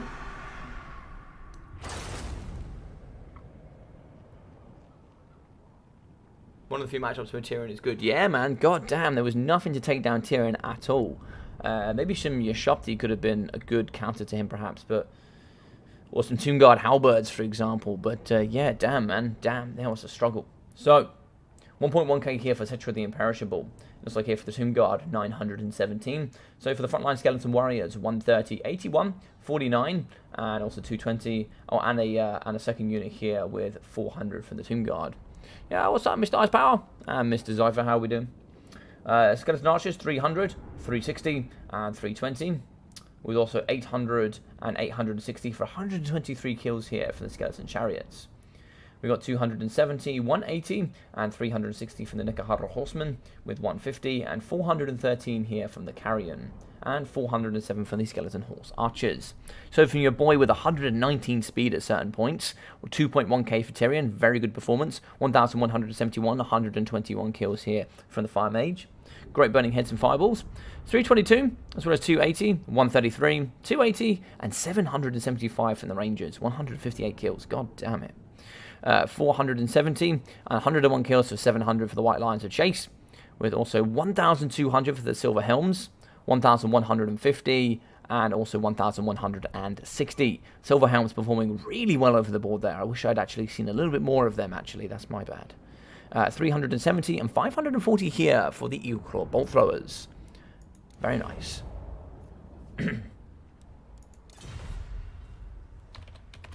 So, for the next map here, so that'll be 3-1 here down for your boy. Where is he? Mr. Alfredino going to be going back, taking dominance again, 3-1 in the lead. But as we can see here, let's move on.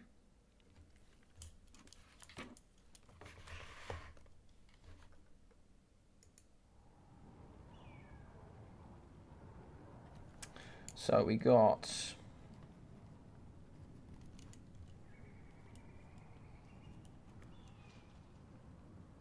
Oh no, sorry, wrong way around. We had dwarves here, and we had red here.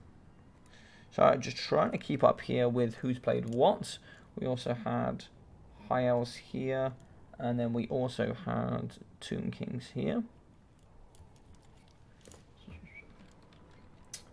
Right, so the next map here should be... Let's have a little look. Gorgazan.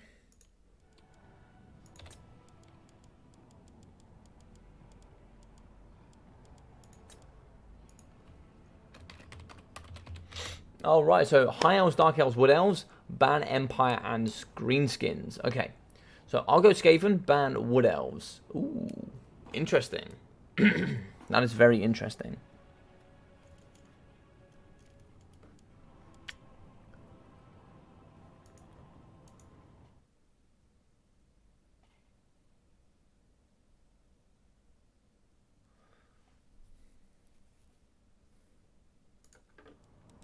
Just quickly go back up to the top. Double C, so...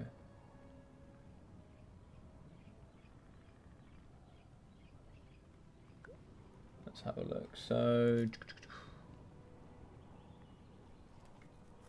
Put me down to the bottom.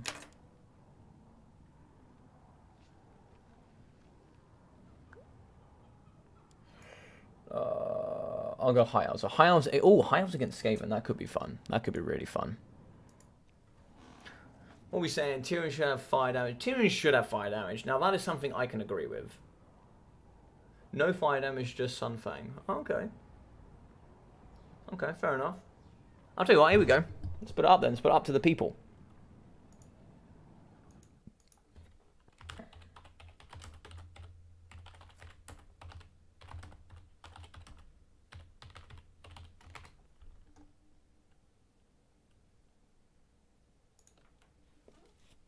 It's down to you all now, all of you. It's down to all of you to decide.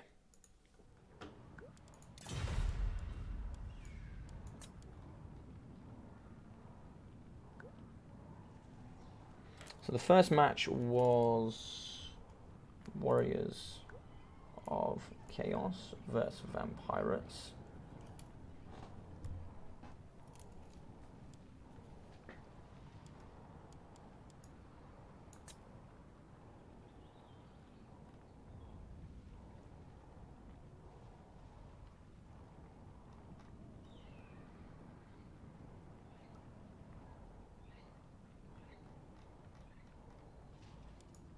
We lost that. Okay.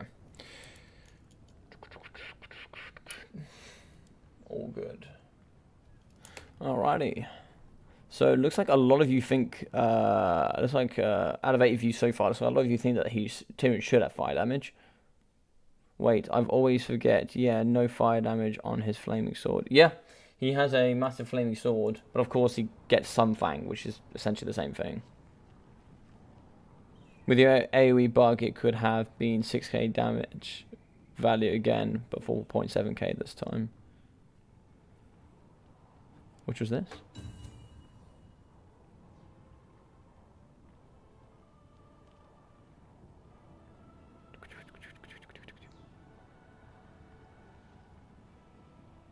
Arista is going through the ancient Ninja Hunt archives.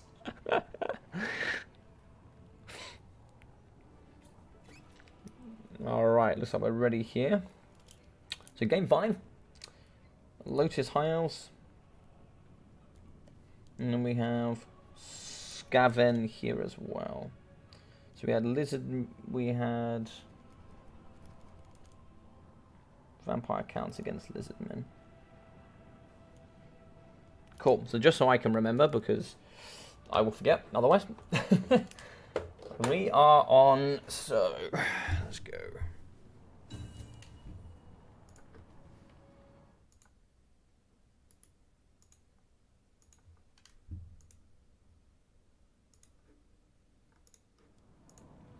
Alright, so we're going to jump in. Awesome, so far, a lot of you think Tyrion should have fire damage. I mean, it may be a balancing thing, but yeah. A lot of you so far. So 17, half of you so far have voted. So I'll give you guys a little bit longer to vote. Moving here on to Gorgazan. High Elves against Skaven.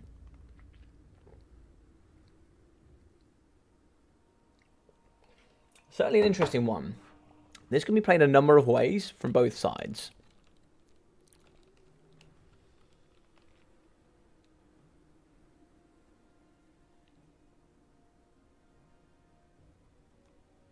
But yeah, a man that has, like, if Tyrion does have fire damage, TK can literally do nothing against him. I mean, you'd have to heavily counter against him. You could bring, like, Disruptive Greatbows or something, or, like, pin him in place, or I don't know what you'd have to do to kill him, but he would be dangerous. He would be dangerous. You could actually comfortably deal with him, but he would be dangerous.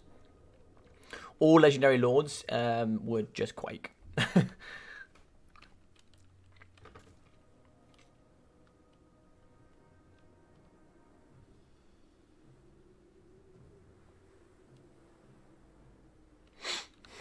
Alright, looks like we are loading in.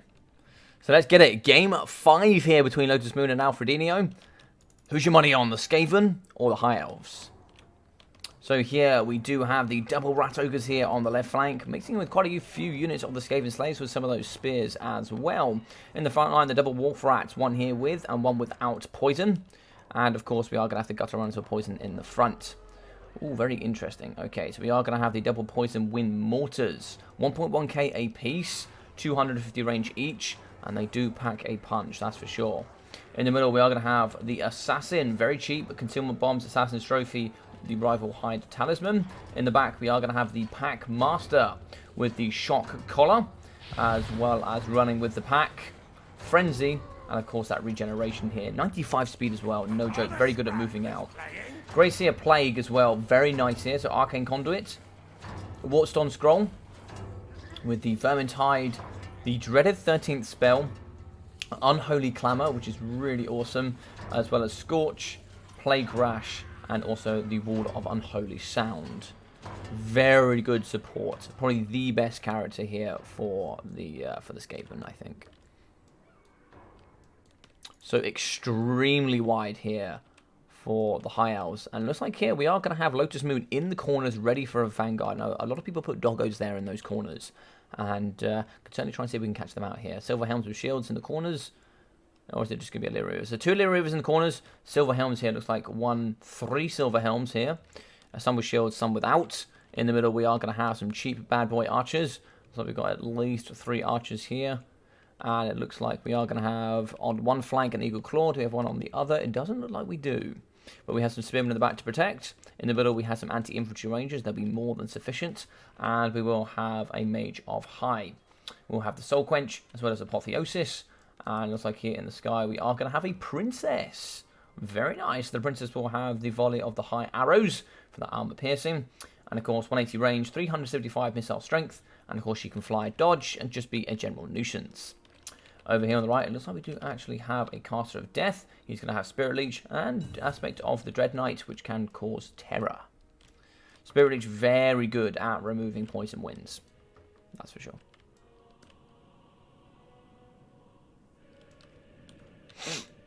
Now that Eagle Claw is going to start getting involved, and what are we going to target here is the question. Now, we could go after that ginormous Gracia Plague. Now, they're going to move over here to the right-hand side. It's going to be a right-hand side heavy flank, but as we can see, the rest of the forces here are going to be quite far away from the High Elves. They're super spread out.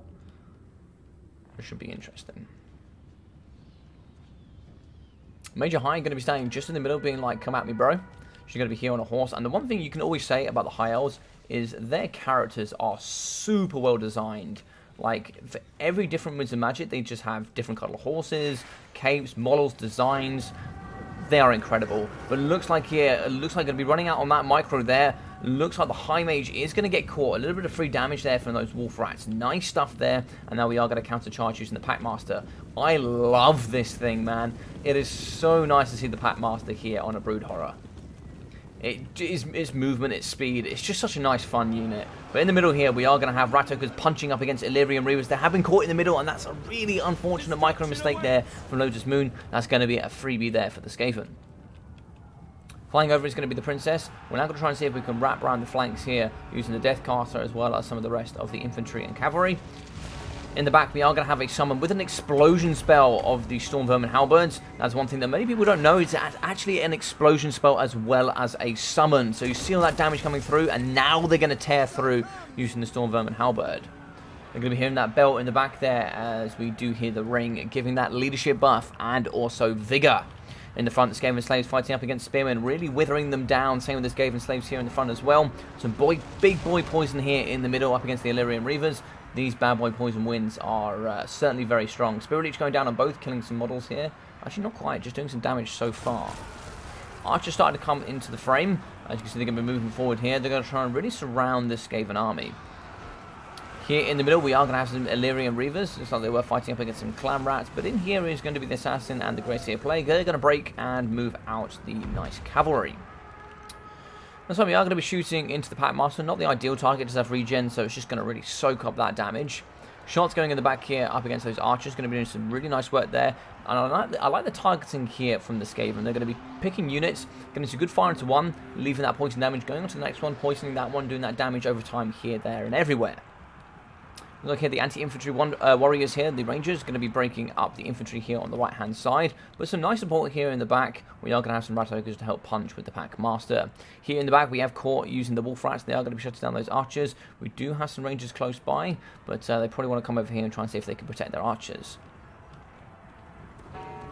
Looks like here we are going to have a Scorch straight down the line. That Scorch is going to go through the front line here. Not, unfortunately, going off to the left a little bit. Not quite catching the archers there, but still some brilliant damage. We're actually going to be fighting here up against these Rangers, as the Rangers is between them and the Archers. A lot of the Archer line here is going to be struggling. Balance of power is going to go into the Skaven favour quite heavily at this point in the match. We could really do with getting the Princess over here. Maybe trying to see if we can get some poke on the Gracia.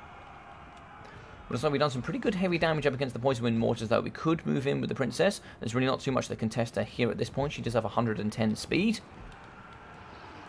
Fighting here in the middle, it looks like the Silver Helms here up against the Pack Master as well as the Rat Ogres. Rat Ogres have a tremendous amount of armor piercing output as well. So also there with the healing and the buffs here from the Pack Master with that Master Controller can be super, super well together. Skaven Slaves in the middle fighting up against the Major Death as well as these Rangers. They'll clear through pretty quickly. But unfortunately here for the High Elves, I think a lot of their forces were fighting early on and the remainder of the force was trying to catch up, but unfortunately not going to catch here. So Poison Winds in the back here going to be firing into the Archers, just keeping them busy, keeping them damaged, keeping them moving off the edge of the battlefield. And here we can see Wolf Rats are going to get moved off here by the Lyrium Reavers. Lyrium Reavers, great counters here at removing these cheap doggos. More on the Skaven Slaves, and I'm going to start breaking. They're very close to the edge of the map as well, so you can start seeing those getting moved pretty quickly. And it looks like here in the back, we're now going to start popping onto these important units. As we can see, Poison Wind Mortars, Unholy Clamour is super important here for Skaven Slaves. Moving into combat is going to be the Gutter Runners with Poison. They're really going to try and blockade the Silver Helms, but the Poison Wind Mortars have been caught up. They do need to continuously get micro so they can move out of this pocket. Looks like some of the Clan Rats and some Skaven Slaves are going to be pushing out, but here you don't mind if you're the High Elf player. You're going to be pulling away that infantry and allowing the remainders of your force here to get into the middle and really start punching apart these Poison Wind Mortars. Assassin, he's going to have to wait. He's going to be waiting patiently here to see if he can pop onto that Princess, and he'll remove her in a matter of seconds. Rat Ogres here, they're going to be fighting up against the Rangers with a little bit of support here from the Skaven Slave Spears. We're now also going to get the Gracia Plaguing coming in with that bell. He's also going to get the increased melee attack as well. Oh, this could be a nice Scorch here. Scorch might just miss here. It is just going to clip the back end of the Spearman. That was very nearly perfectly timed. Rat Ogres here punching into the Archers. It's going to be a blow for blow here. It looks like the High Elves are going to compromise the backside here of the Skaven, but Skaven are going to do the same here with their mobility in the back up against the High Elves. Nice support here for the Pack Master. He's going to be aiding alongside these Rat Ogres. It looks like they have broken the Illyrian Reavers, but can they get into the back here, start taking out these casters, and see if we can start taking out some of these Archers. Now, we don't have too much armor here for the Rat Ogres, only 30 in total, so they're very susceptible here to getting shot. 3 units have created quite a nice triangle here to try and see if we can get some good damage here on the Rat Ogres. I certainly wouldn't be targeting the Pack Master. I'd want to remove the Rat Ogres, get rid of some of those models, so then we can't really heal them too effectively here. Shooting high in the sky here up against the Princess. These certainly here, these Gut Runners have been busy. They're doing some good damage up against her. They are the main counter here, of course. She's going to be at 1.1k health. She's down to 55 leadership. She's doing pretty strong here. Pretty strong. As you can see here, still actually firing. Getting some pretty decent damage in here. Spirit Leech again. Actually, maybe targeting here on top of the Pack Master is paying off. Now, he does cause terror, so you do have to be careful. He does have a fire weakness, of course. But we are going to be moving in here with the Princess. Princess here, she could certainly chase out the Pack Master. She is faster. Pack Master does have 105 speed. We have 110 here for the Princess. But it looks like we're actually going to go with the Major Death. The Major Death is actually going to do the chase. 90 speed, that should be more than enough. Oh, that could be costly if you don't chase that off, I think. That could be costly. If he comes back, you're in big trouble, I think. I think you're in big trouble if he comes. Yeah, he's come back as well. Ah, you had to chase that. You had to chase that. He's going to be healing and running away now. He's got 95 speed. There's nothing that's going to catch him apart from the Princess now. And he's going to be healing now that he's come back as well. So that's going to be painful. And looks like here we are going to get the bell sounds here coming out of the Gracia here in the middle. Spearmen fighting. They're doing some pretty nice work here. But those attack animations here from the Gracia Plague here on top of that bell is just so painful to watch. Because they are just so good. I love the fact here that we have just a Rat Ogre in the back just pulling this bell. It's so awesome to see.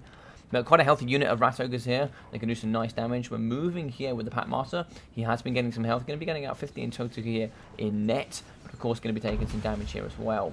Oh, another Spirit Leech going down. Rat Ogre's coming in for a bit of a punch. The Princess is going to move away. But if we keep the two together here, should be okay. Rat Ogres in the back, they are going to be protecting the poison with mortars. We do have 2 volleys left from them. We can get a volley here into the spears. Maybe try and see if we get a volley as well into maybe these archers over here. That would be key. So one here going into the spears on the left. Looks like one there is going to connect, so we do poison there. That's going to be damage over time. Try and see if we get now another volley onto this healthy unit of archers here with lots of ammunition. I like this as well. Using your mages to their full advantage. They are going to be pushing off some rat ogres. Nice work there. Skaven slaves are pretty close, but they're not going to be able to help at all. Over here in the middle, though. The forces are coming back together. Looks like we're now going to target after the rangers. So we're going to have some pretty healthy archers here in the later stages. But we have run out of ammunition here with the poison wind mortars. Balance of power here heavily in the favour of the Skaven. But it's not over here. It's not over. What's up, Phoenix King? How you doing, buddy? But it's not over here for the High Elves, that's for sure. Firing in the middle. Good targets here, I think, the Rat Ogres. Good targets are the... He does have 100 armor, but the Grace here as well will take a lot of damage. Firing in the front here, we're going to be hitting quite a few units. Skaven slaves, gutter runners with poison. Rat Ogres as well, going to take a bit of a punch, but there's nothing here to protect these archers. Nothing at all to protect the archers. Spirit Leech is going to go down on these Rat Ogres. Do some pretty decent damage. There's not too many models of them left. Some models are going to go down. But the Rat Ogres will comfortably remove the mage. Big damage is going down there as well. Big stuff. 11 models still charging in with the princess. A nice snipe attempt here from Lotus Moon. I don't know if it's going to be enough though. Rangers moving in. And here in the back, we have broken the Rat Ogres. They are going to get chased off. Oh no, the Rat Ogres came back. That could be painful. Assassin has been left there by Alfredino. He's got a lot of health though, so he's going to be holding a fair amount of balance of power.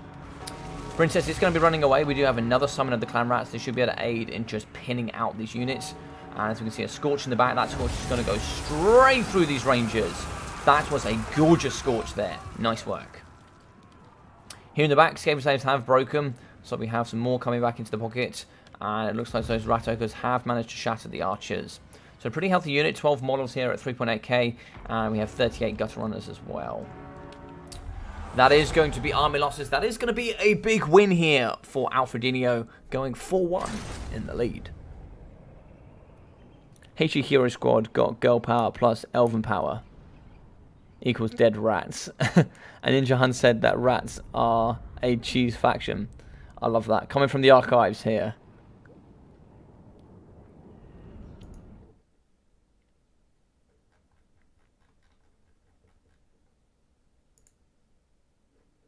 Alright, so let's update that scoreboard. So, 4-1 here for Alfredino. And let's get into some of those stats. So, let's start here with Lotus Moon. 1,900 for the Princess. 1.7k here for the Mage of Death. And only 168 for the Mage of High. 200, 850, 160, and 530 here for the Archers. With 166 and 402 here for the Illyrian Reavers. Apologies. We got 547 here for the Silver Helms, with 480 here as well.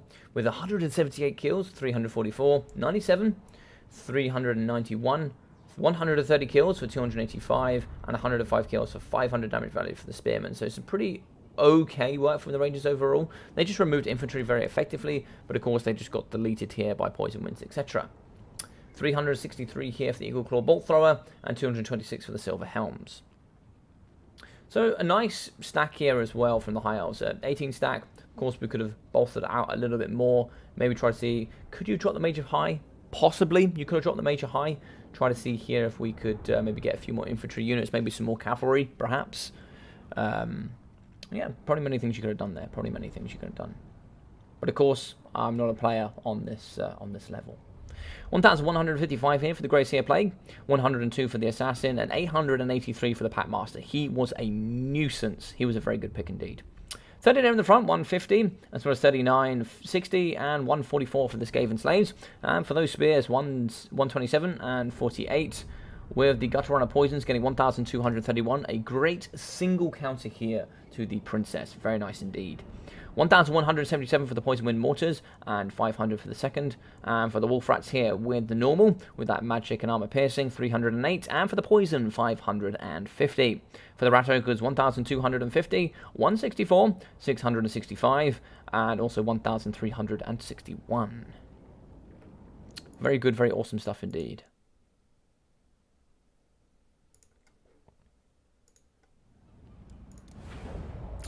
GG's well played.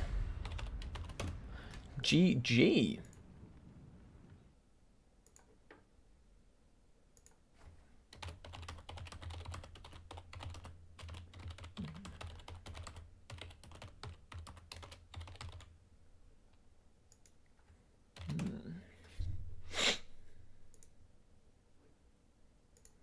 Alrighty, so let's get this up here. So yet again, Human Boy, if you guys want to support him, here's the book.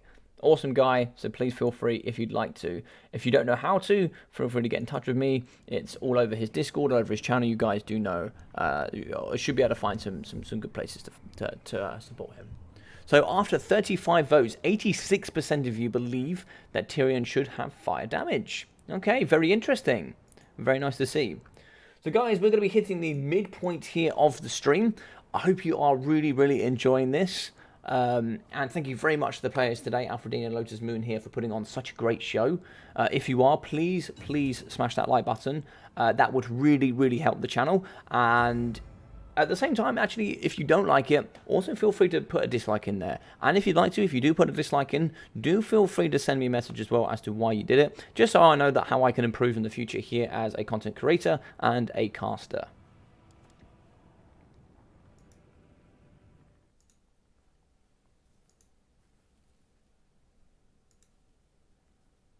If you guys would also be kind enough to subscribe as well, I'm looking to try and see if I can jump up here to at least 800 to the 1,000 mark for the Warhammer 3 game coming out.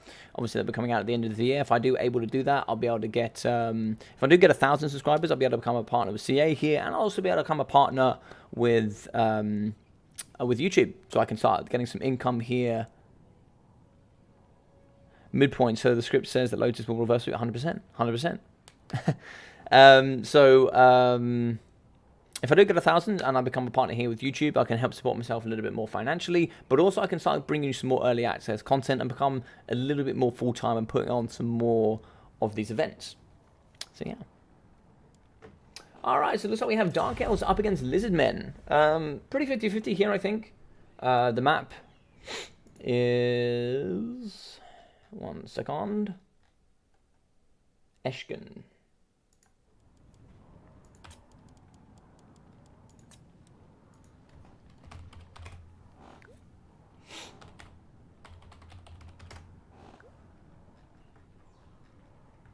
Yeah, for any of you guys as well that wanna see a little bit more of my content and what I have to offer, feel free to go down into the description, or maybe one of my mods there can just lodge it the best. Thank you very much, Leia. I appreciate that. But if you guys want to see a little bit more from me, you can join the Discord, or you can join any of my other social media platforms. I very constantly post on Reddit.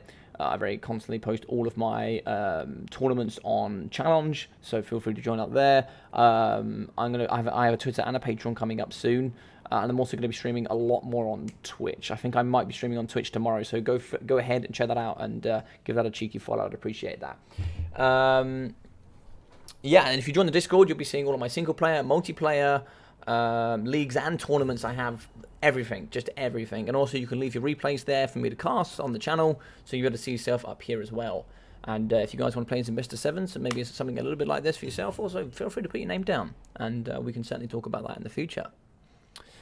But yes, for anybody here that is also a new player in the community, this is for you guys. I do something called the Shortbeard League. So if you thought, Warhammer, this is really awesome, I'm loving it, you're seeing some of the best players in the game playing absolutely excellently, how can I do that? How can I be a new player in the league and make sure I play up against other new players? Well, this is the perfect opportunity for you. I have started out something called the Shortbeard League, which is what you do. You join on the Discord and you say, hello Logic, hello admin team, I'd like to become a Shortbeard so I can play in the league and play in the Shortbeard tournaments. You play against us, we put you in the league at the level that we believe that you should play in. So there's five tiers. We put you in one of those leagues and you play. At the moment, there's 6 players in each league. So we have 30 players at the moment, with lots of people waiting to play as well. And what you do is you play best of 3s against everybody, and the top 2 go up into the next level. So you just keep progressing as you get better. So as you get better, you keep going up, and then once you've progressed from the top one, you then become a Longbeard, and hopefully you've had enough tournament experience and enough league experience to play in the wider community. So the league experience plays out a little bit like the WWC, which is the Warhammer World Championships, which is probably the pinnacle here of what we do on Warhammer. So it means when you do go into that, or if you do want to play in that, you'll have the correct tools to play. And also here, you'll have some tournament experience that runs very closely here alongside my main tournament, which is Battle Mania. It'll also give you the tools you need to go play in other tournaments as well. Ninja Hun said that Logic tournaments have no consistency. He probably did say that, to be fair. He probably did say that. I've never actually met Ninja Hun, but I can believe it.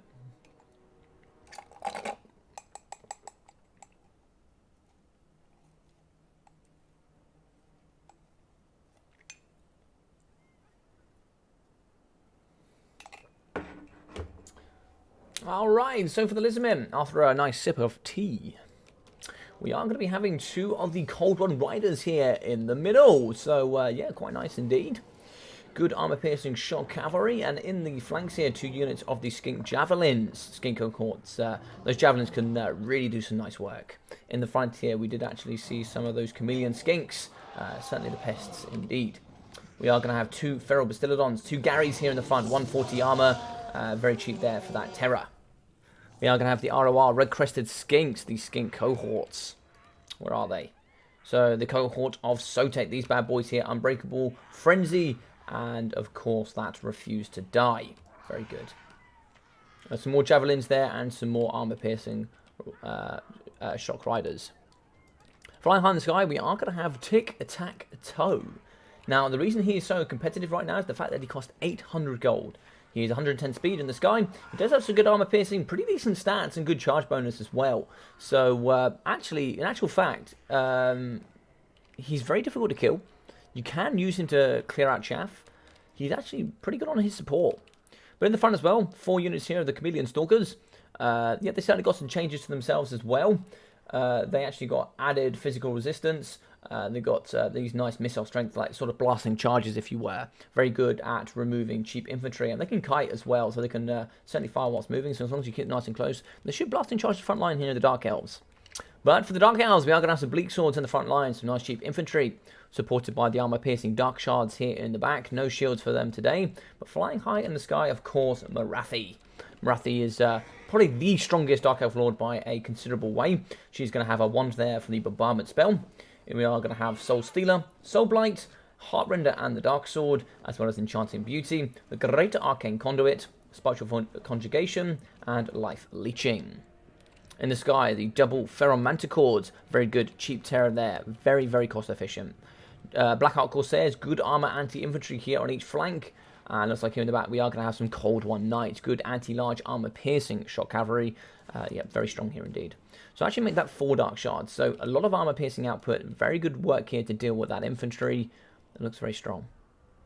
Dark Run Shields, one there on the left. Do we have any over here on the right? We do. We have one in the corner. Just waiting in case there's a sneaky vanguard.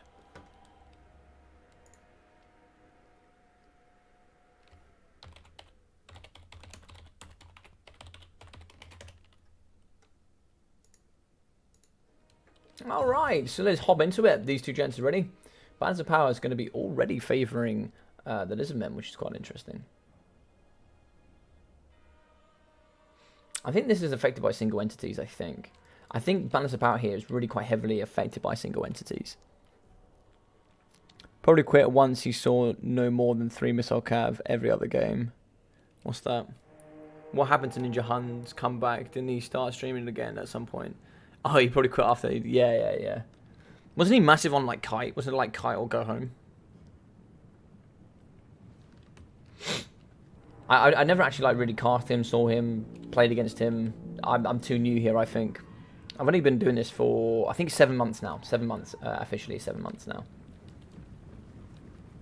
So, yeah, Morathi is just going to be holding around. Heartrender the Dark Sword, and also that Enchanting Beauty, giving negative 20 melee attack in a 40-meter radius, negative 10 melee defense, and negative charge bonus. That's really huge there. And that is constant. That is not like, oh, I can pop that ability sometimes. No, that is always. A very, very strong ability. Blasting charges here in the front, you can see they're doing really good up against these bleak swords. Look at that damage. And it's not even all been utilised either. Let's see, charges in the front here from the Cold One Knights. Blasting charge is actually going to get thrown this way. You don't actually have an option as to where these go. They just fire randomly. Ninja Hun has 100% melee infantry rushes or Go Home. Oh, right, okay. Fair enough. I don't even know if that's a meme or not. Everything else is cheese. Aha, so blasting charges in the front here up against the Blackheart Corsairs. Bleak Swords. Ah, hello, Slanesh bots. Can we remove those, please, somebody? So we're going to move in here, kiting a little bit here with, yep, some nice work there from the Lizardmen. Getting the full utilization out of their Chameleon Stalkers. Some did get hit quite hard, but now we have some Chameleon Stalkers and now we have some Javos to come forward. Javelins, along with these blasting charges, do really well up against this frontline infantry. Thank you very much, Cypher. Slanesh bots are back in force. They come pretty much every stream now. Love to see it. Yeah, god damn it, Astro, you brought the Slanesh with you. All your talk of Ninja Hun. Alright, in the front, we can see the Jawas here firing into the Silver Shield Bleak Swords, negating 55% of incoming missiles, but still, you can see that light armor really taking a big hit here. Going down to 1.5k health, 30 models taken care of before they even engage in melee combat. Awesome work. Skinko Hawk Javelins are now going to be battering apart this crew. 20 melee attack, 24 melee defense, 36 on 32 here though for the Bleak Swords. They're going to be wavering, they are going to be losing in combat, and they're certainly going to be struggling. So the anti-large Cold War Knights here fighting up against the armor-piercing Cold War Riders. Here you are going to get the benefits, but of course you're going to be outnumbered here. Outnumbered is never good. Looks like here we are going to be getting a wand coming down here on the Skin Cohort Javelins. Big hit there, lots of damage coming through. They're going to be going down to 81 models out of 120. Here in the back we are going to have the terror of the Manticore, trying to see if we can push off these Stalkers. Fire from arrows here coming into the front line, so they're going to be hitting up against the cohort of Sotek. More Javos here firing into the Blackheart Corsairs. Double Gary here. No, just a single Gary. Actually going to be fighting up against the Bleak Swords with that terror. Cold ones here for the armor piercing. Terrifying with some brilliant work there indeed. Gary is going to be leaping, bounding. He is now free to headbutt as many of these Bleak Swords as he likes. And he can do it for as long as he wants. Manticores here going to be fighting up against the Cold One Riders. No immune to psychology here, but if they do Rampage, can do something. But a nice recharge here from the Tic-Tac-Toe. The boy himself coming in to try and see if he can start the Ferromanticore. Ferromanticore 445 up against 350 armor piercing here from Tic-Tac-Toe. Tic-Tac-Toe is going to be running, rampaging here from the Ferromanticore. We need to get the second in, that's for sure. Tic-Tac-Toe done enough, Soul Stealer going down, but he is going to run away. 110 speed, he'll get away from that Manticore, no problem. In the front here, we are going to be having the Chameleon Skinks. No, they've been caught by the Blackheart Corsairs. That is not good for them. No immune to psychology though, so Gary can come in with the crew. Oh my god, this Ferromanticore is absolutely all over the backside here of Tic-Tac-Toe. Tic-Tac-Toe is getting battered. Balance of power is going to be still in the Lizardman favour. And as we can see here in the back, we can... Oh, that was a little bit too far, logic. We can see here that Marathi is going to be still chasing after these cold ones with also the Chameleon Stalkers. She's going to be getting in and fighting, giving all those negative stats. You can see 23 melee attack, 16 melee defense here. She's certainly going to be having a problem here on all of this. Dark Shards are going to be kiting, moving in with the Blackheart Corsairs, trying to pent up the cohort Sotek, but they're not going to be so easily moved. They're going to keep charging forward. They are going to be quicker. 46 speed here, chasing up against the Dark Shards with their 30. They're going to get caught pretty effectively here. Rampaging Cold One Riders here, armor piercing up against the Ferromanticore. They're going to do some really nice work here, and in come the Chameleon Stalkers. Stalkers can do some nice work as well. Stats aren't brilliant, but they'll be able to get in by numbers, surround, and do some pretty good damage output. Lack of armor piercing here from the the Blackheart Corsairs up against the Bastillodon. It's not really going to do too much. We still have very heavily armored Cold One Riders. So something are going to have a Soul Stealer going down. That's going to be negative 15 armor map wide as well. That can be very handy here up against the Lizardmen. Skink Priest is going to get caught in here. But the Ferromanticore has been summoned. So Ferromanticore now could be used to seeing if we can snipe Marathi. He's going to get reduced stats down to 20 melee attack, 25 melee defense. So his roll to hit is going to be relatively low. And that's what makes Marathi so goddamn strong. But she has been pinned in. And she's been pinned in hard. She's been pinned in very hard here. 2.4k health left for her. We do have the heavy Cold One Riders, as well as the Manticore here, really giving it to Marathi. I think that is going to be GG's there. That unfortunately is going to cost the game. And a big win here for Alfredino. Peter, how are we doing? Hot-bearded dwarf ladies. What, have I got a bunch of hot-bearded dwarf ladies in my area, do I? Hot dwarves in your neighbourhood. Hey, Grombriddle, how you doing, my guy? How are you? I hope you're doing well. Hope you're doing really well. Alrighty, so... For the Best of 9 series, we will be having the victory here, 5-1 for Alfredino. So he will be coming through, but we will still finish off the remainder of these games. So sit tight. So, 177 for Tic-Tac-Toe, 67 here for the Skink Priest of Beasts, 722, 900, 450, 520, and 540 for the Chameleon Stalkers, and 967 here for the Cohort of Sotek. 300, 121, 300, and 166 for the Javelins, with 344 here for the Chameleon Skinks. 128 kills, 621 damage value for the Cold One Riders, 350 for the second unit, as well as 570 and 700 here for the last unit. 140 and 122 for the Feral Gary, doing some nice terror there in the middle. So for the Lady of the Dark Elves, 784 for her, 60 kills, and here for the Blackheart Corsairs, 304 and also 432. Here for the Bleak Swords though, 92, 350, 370, and 370 for the Bleak Swords, with it looks like 270, 315, and 206 for the Dark Shards, with also 272. For the Shielded Dark Riders, we got 550 and 35, and for the Double Fair Manticores, 425, 488, with the Cold One Knight getting 931, and also 618. I think if you're going to have the Cold One Knights fight here up against the Cold One Riders, you needed support for Marathi, I think. You needed to run the double Manticores and the double Cold Ones up against Marathi, see if you can deal with these Cold One Riders, and then try and see if you can overwhelm here through the mobility. I think was probably the way. But, either way, it was a very good game.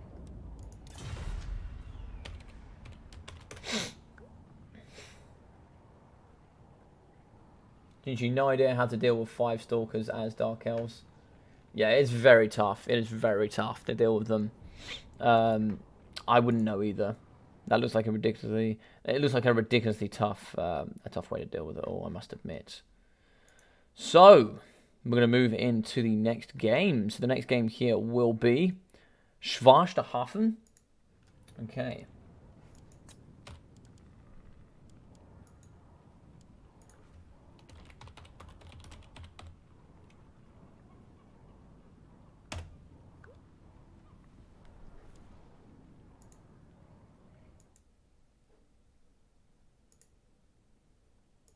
Just going to double check the Discord. Okie dokie.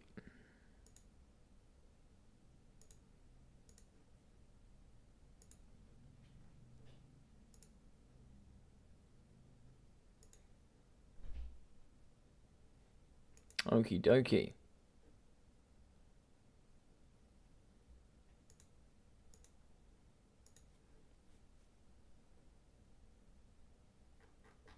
Awesome stuff. Logic and German pronunciation. Name me a better Joe. 100%, man. 100%. 100%. Hopefully it's at least as good as my French. GG Alfredino on fire, unstoppable. Alfredino was very strong. But Lotus Moon is a very, very, very good player. Of course, he did make it to the top 4 with Alfredino here in the Warhammer World Championship. So seeing these two play against each other is so great, so great. Tank and Russian pronunciation. Ninja Han said that he could mop the floor with Alfredino any day, but wouldn't play him because it's below his honor. Alright, so looks like here we're going to be moving on to Schwarsterhafen. I'll eat something quickly.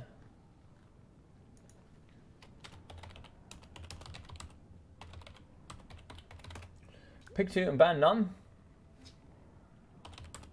It's from now. So it looks like he's going to quickly grab something.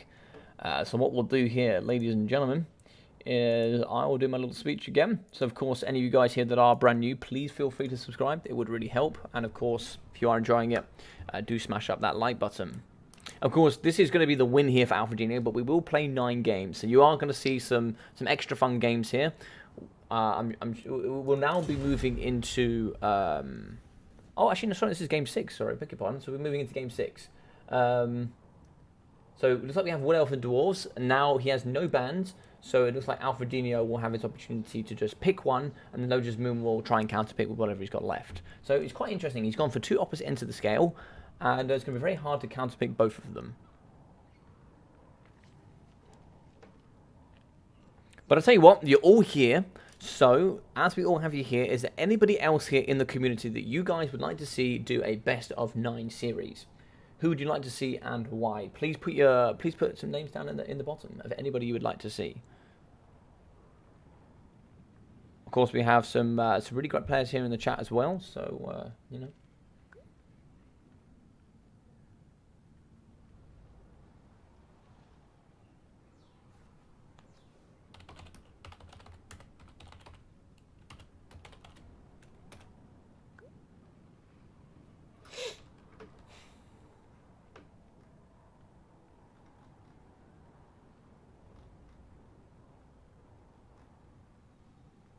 Who picked it band last? So it should be... So last one was Dark Elves against... So we started on Lotus.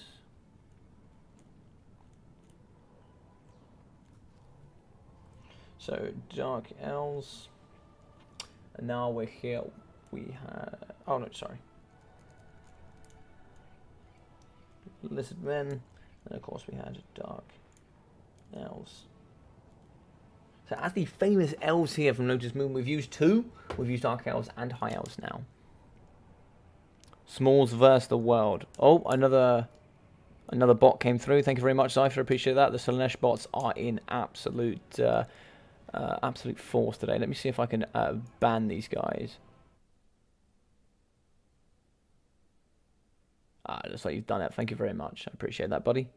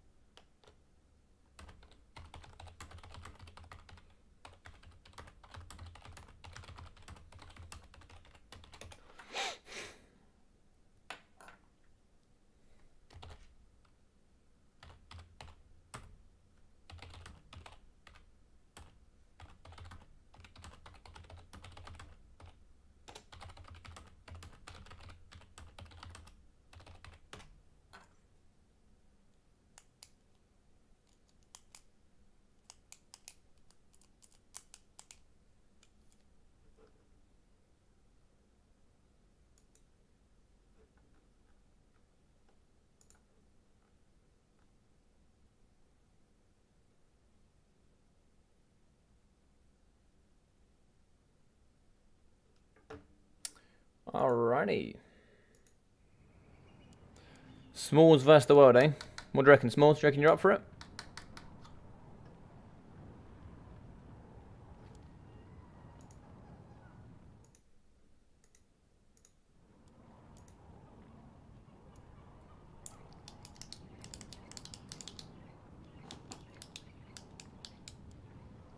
I'm just messaging Alfredino currently, just waiting here for a Weenie's response.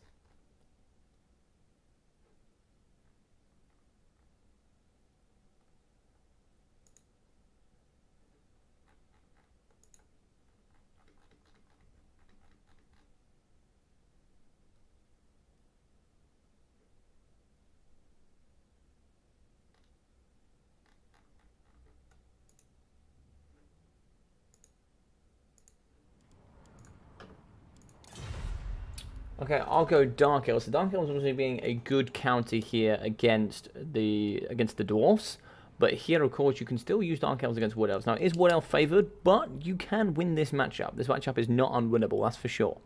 You can certainly do that quite nicely.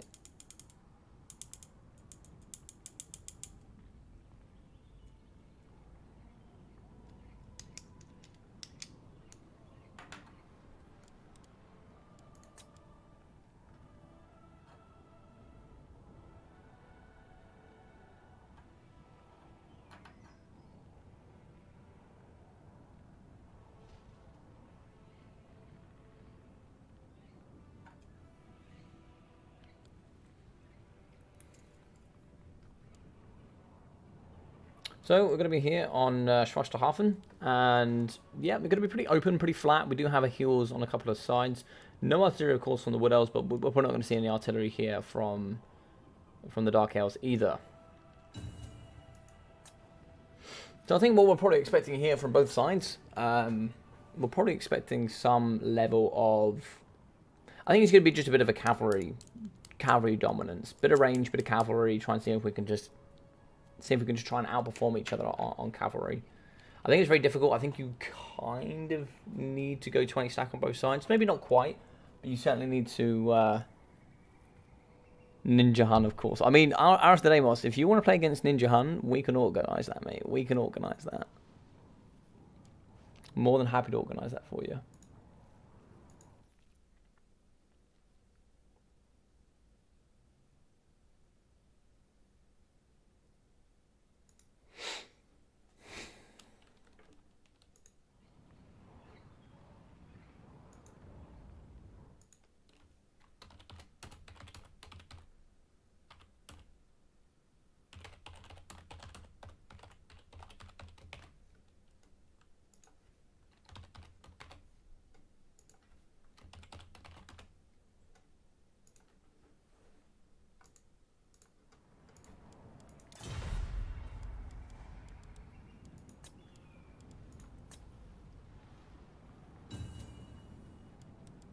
Very interesting.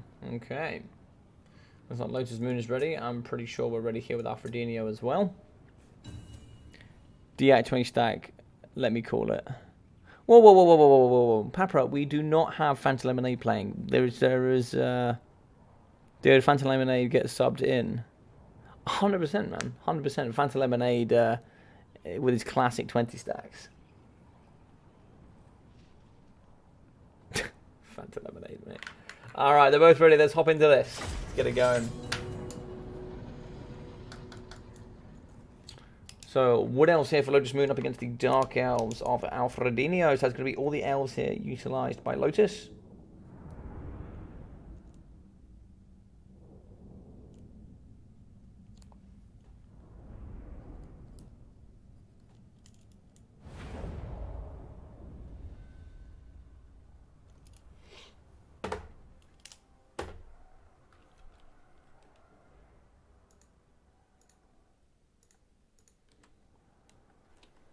Where is Fanta Laminada anyway? Where has he been today? Who's ready for Pantelonard up against Papra? Those two boys can go at each other next. I'm sure of it. Alright, time to swap these two around. You know what they say, ladies and gentlemen? You hydrate to stay great. You can quote that, Logic 2021. The answer is Beastmen, guys. the answer is always Beastmen. The answer is always Beastmen.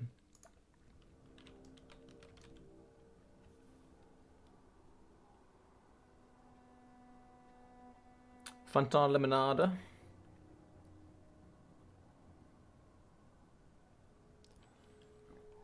Alrighty, so in the front line here, we can see we are going to have the Shanesh Harvesters. Tremendous. A bucket load of physical resistance. 40% here with a little bit of armor. Word of Pain. And also Soul Stealer. Very nice here indeed. 92 speed. These guys are deathly poison magic attacks as well. In the front line, Dark Rider Shields. With some Doomfire Warlocks as well. I don't know what normal Doomfires come with. I'll have to double check. The normal ones come still with Soul Blight. Oh, it's Lesser Doom Bolts and Soul Blight, yes. And some more Dark Rider Shields. In the back here, we are going to have some Dark Shard Shields with some more Dark Rider Shields with the Sorceress of Death. And it looks like here, Supreme Sorceress of Fire. So, Spirit Leech, Fireball, as well as Burning Head, Kindle Flame, and Arcane Conduit. So lots of cav here, lots of infantry as well. We're going to see lots of Bleak Swords, lots of anti-large Dread Spears in the front as well. Nice, cheap, and cheerful. Well, probably not all that cheerful, actually, let's be honest. Wild Riders on the flanks are very expensive here with some Glade Rider Hagbane tips. Dryads mixing in with 2 Wake Watchers as well, so quite different here. We are going to see a Waste Stalker, some more Glade Rider Hagbane tips, some more Wild Riders, and in the sky, the Sisters of Twilight and the Spellsinger of Life. Spellsinger here will have the Opal Amulet as well as Earthblood. And also the sisters here will have the Eagle Quiver, Conjoined Destiny, and of course Vantage. Very interesting toolkit here. Very interesting. So, 12 of you voted, says it's very Wood Elf favoured. You say it's very Wood Elf favoured. Interesting stuff. Interesting stuff. Very interested to see what a lot of you think, because I think it's Wood Elf favoured, but I think Dark Elves can do some good work against it.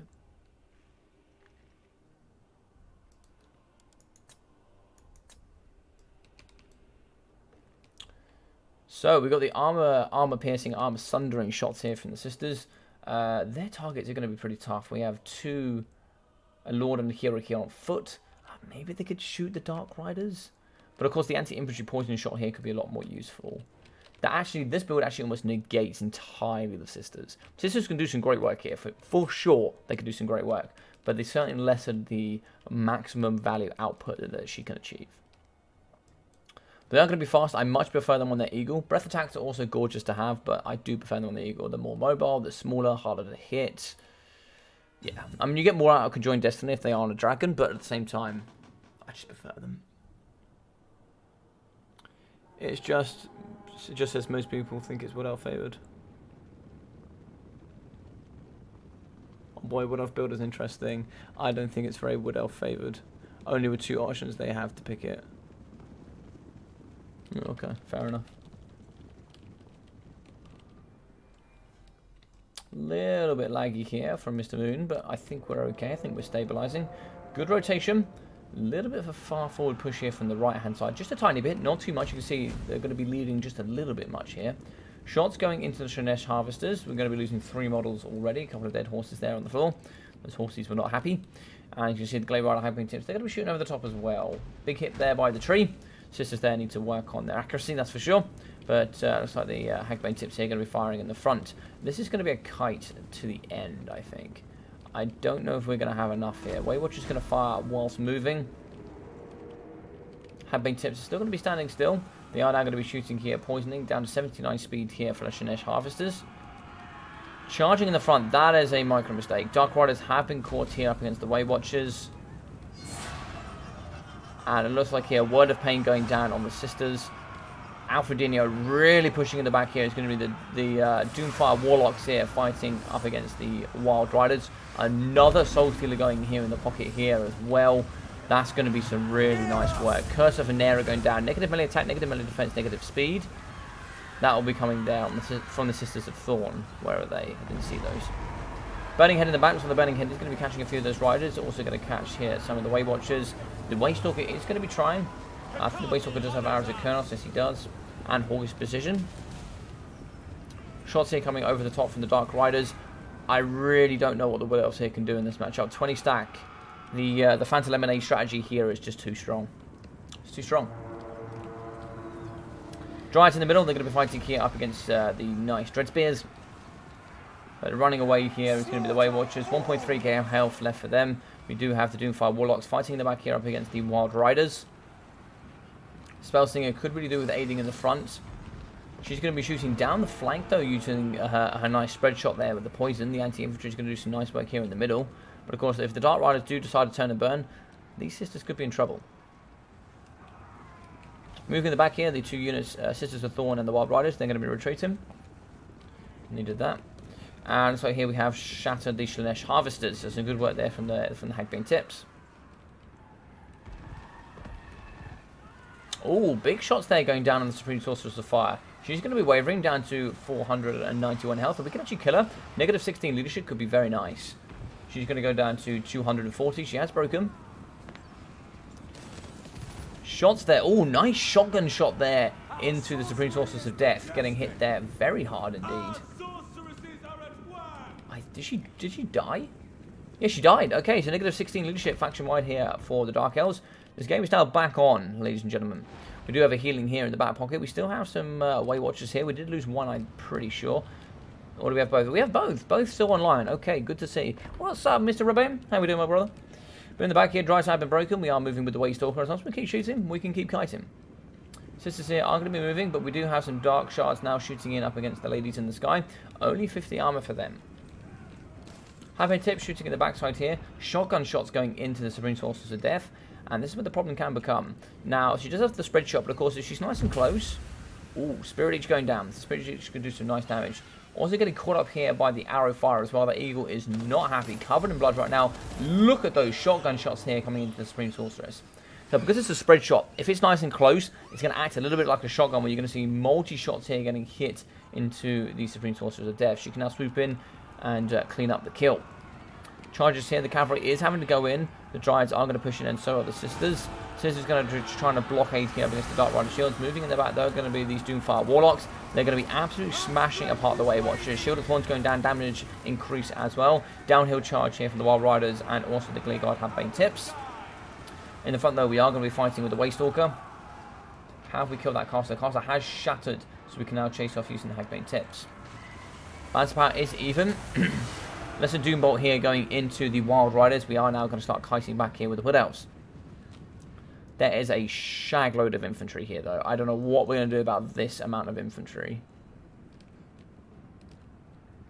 We can try and kite as much as we want with the Way Watchers. If we can remove the cavalry, which it looks like for the majority we have. Yeah, cavalry is going to be going down. Just one left here, I think. Yeah, that is one they're going off. The Wild Riders went there from the Wood Elves. These Doomfires are not coming back, I don't think. No, sorry, these Dark Riders are not coming back. What cavalry do we have left on board here, I wonder? So we are going to be shooting here into the Dread Spears, doing some pretty nice damage where we can.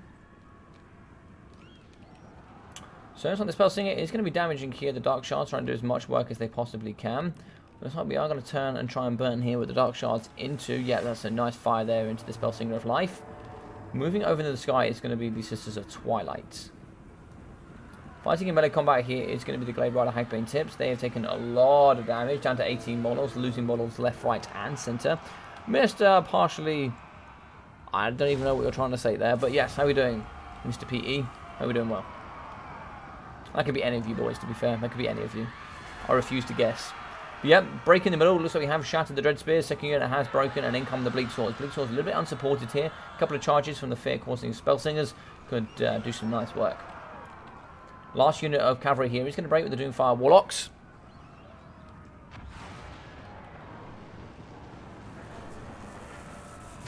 Lesser Doombolt is going to be tracking. It does hit the Sisters of Twilight. Shots coming over the top here from the Dark Shard shields. They're going to be firing into the Way Watchers. Doomfire Warlocks have broken. Can't quite see it. There's the edge of the map. Oh, they come back. God damn. That was lucky. Balance power now actually going into the Heil Favour. Very interesting, but there is a lot of infantry here. A lot of range on board as well. Shots now coming in for the Way Watchers. They have kited as far back as they possibly can. There is about 20 meters, maybe 30 meters of distance into that corner. But here in the back, looks like we have shattered the Dark Shards. We are going to be breaking apart with mobility. Mobility is so key here. Lotus Moon putting on an absolute performance. I thought he was going to struggle here in the beginning, but he's now going to be taking apart the infantry one piece at a time. Sisters of Thorn here fighting up against the Bleak Swords. Looks like here we're going to be shooting the range. It's going to be a mass break here. Wood Elves are really pulling into the lead now. God damn it. I thought it was over for the Wood Elves, but no, it would appear not. Dark Shards are breaking. Some here still in the pocket. So the Waystalker is going to be fighting here up against the Bleak Swords. Bleak Swords and these Dread Spears are going to be moving forward still. They need to keep pushing pressure on these elite rangers. Arrows here breaking with the Dark Shards. The rest are wavering. Balance band now starting to come more a little bit back towards the middle. What are we saying, Zypher? But shotgun shots here from the Sisters could do some nice work. Arrows firing. Full leadership. Ooh, she's getting hit pretty hard there. Charging uphill, Sisters of Thorn. They are going to break those Dread Spears. There is nothing to stop this, though. So one's going to kite this way, one's going to kite that way. Look at those little dryads wobble. They're going to wobble their way off the edge of the battlefield. In the middle, though, the Waystalker is going to be fighting here. Bleak Swords as well. Still doing pretty strong there. He has pretty good melee stats. 55, 45. Not bad. 45 melee defense, of course, will struggle against most things. But here trying to kite. Going to try and kite the best ability of the Way Watchers. You might see a lot of balance of power starting to come out. Oh, actually, we saw some shifts in the advantage there. Shots in the back here. It looks like we actually saw an Eagle Quiver coming down into the backside And it looks like we are going to break and shutter and a win here for Lotus Moon. God damn.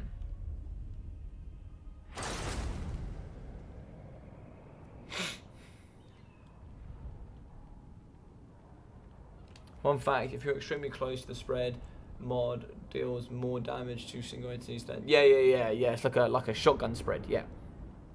Like getting punched in the face by a shotgun.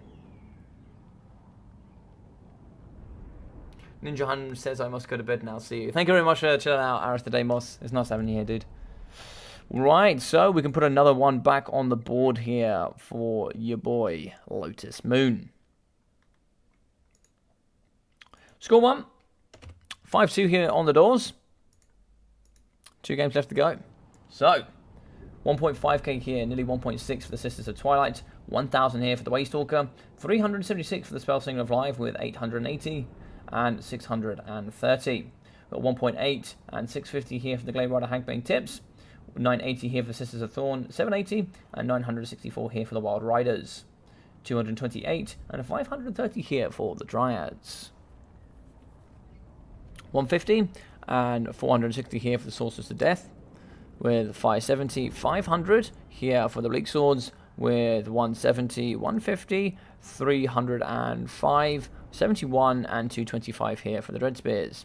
For the Dark Shard Shields, we got 840, 680, 550, 100, 1,111 and 977.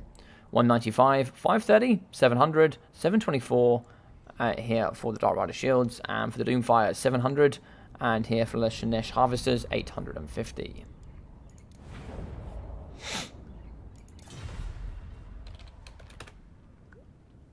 Alright, so the next map here will be... Let's get a look in and on here. Cliff of Beasts.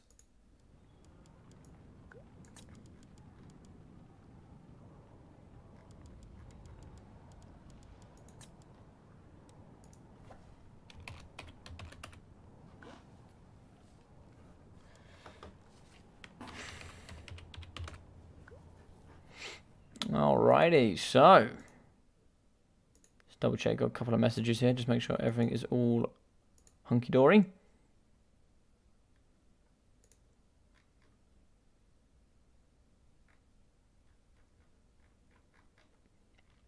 Oh, roger that. Okay, looks like we're all good.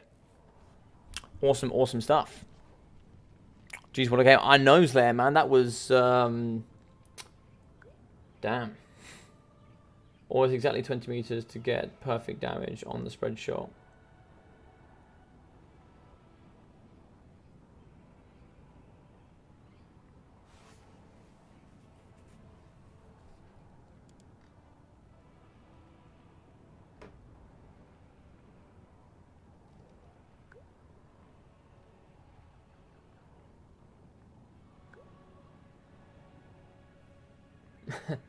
Sounds like his sister's just on auto fire.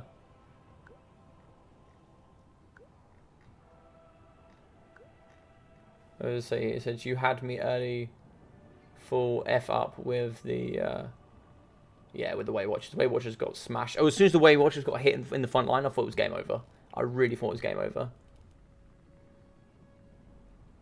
But the BS, it's bit BS, the spread shot. Well, it's a shotgun. It's a shotgun, really, isn't it? Really, so in this best of, Dark Elves are the true losers. Yeah, I think Dark Elves have lost twice, right? Yeah, Dark Elves have lost twice. Beastmen, oh my god. I know, Shiduku, you are super excited. Alright, so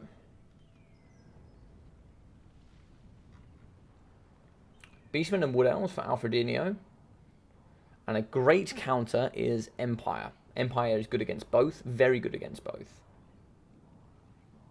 Alfredino is going to be going Beastmen. Okay. So I expect to fully see Shem's Burning Gaze and a pretty good gun line. Yep, that's what I expect.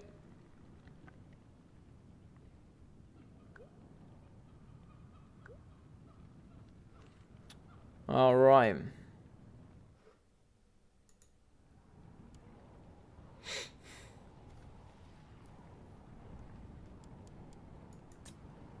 So game 8 here between these two. Yeah, looks like we have Empire against, I think it's Beastmen. Just wait to confirm here, but this should be a pretty strong one. Yes, so it looks like it's going to be Beastmen. And then, of course...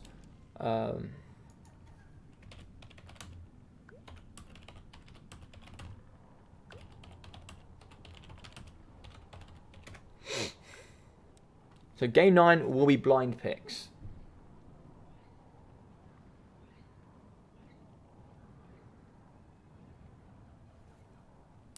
And then we'll finish off the stream on that.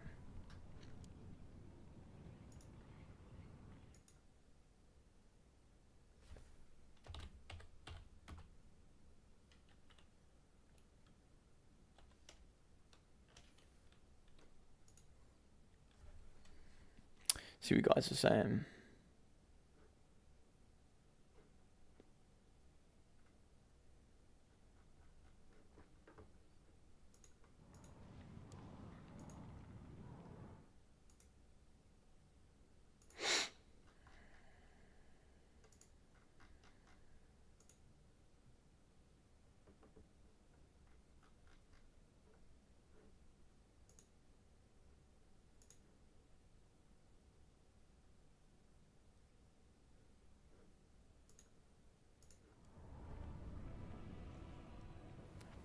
Alrighty then, so...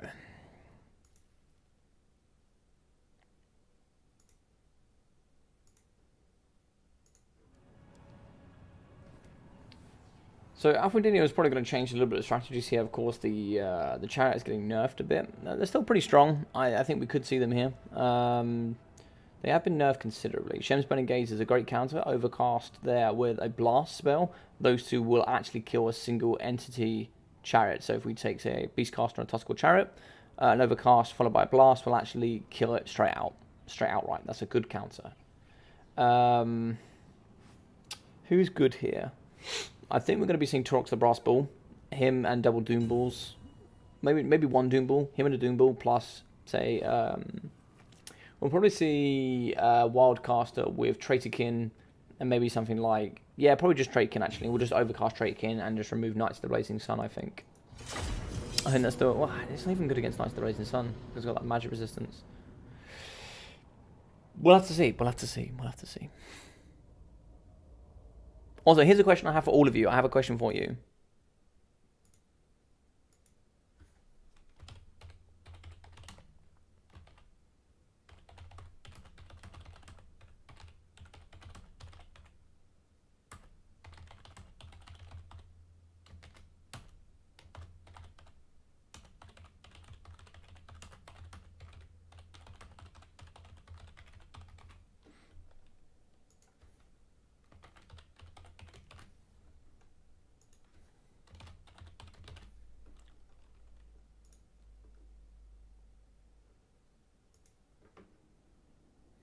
So should Knights of the Blazing Sun, should they have fire resistance or magic resistance? Which and why? I want to know. I want to know.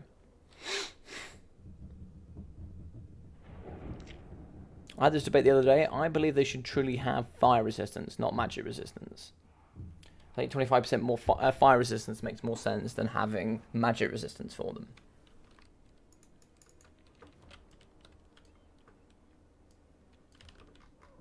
So, for the Centaurs, 1, 2, 3, 4, 5 units of Centaurs. So we are going to have 1 great weapon. So it's like 5 normals and 1 great weapon.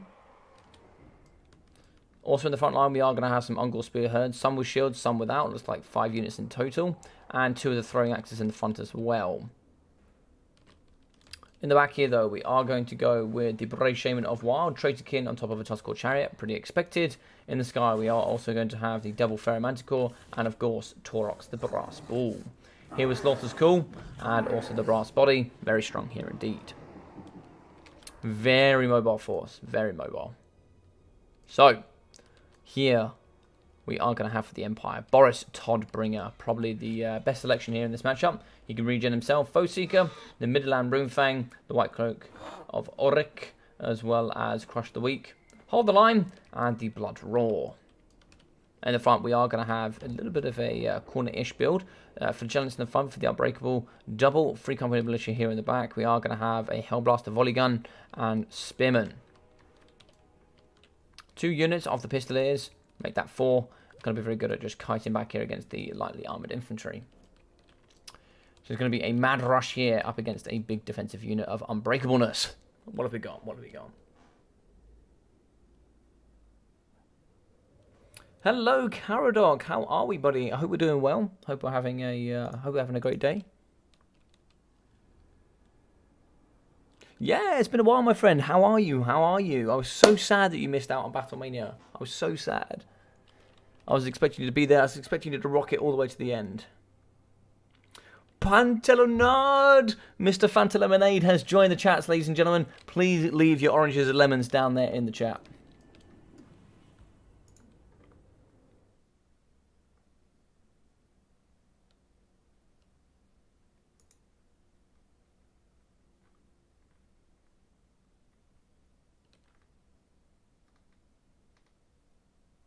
I don't know if I'm going to be able to find anything. There we go.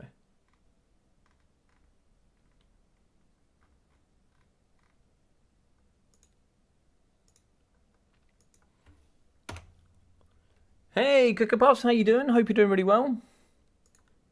I see you here as well. I haven't seen you in a while. Hope you're having a good day.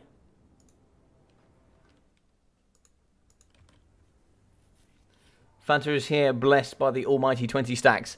Yeah, if only you'd come 10 minutes earlier, Fanta Lemonade. We needed you. We had a 20 stack of Dark Elves here. I understand Fanta Lemonade 2 hours after everybody. So big shots here in the front here, up against the Tentacles. Oh, nice blasts there in the front. Doing some pretty good damage there. Going to be losing 4 models in the middle. So Fireball here coming out of the Bright Wizard here. I didn't quite see the Bright Wizard, but he today will have the pretty normal stuff. Kindle Flame, Fireball, and Burning Head.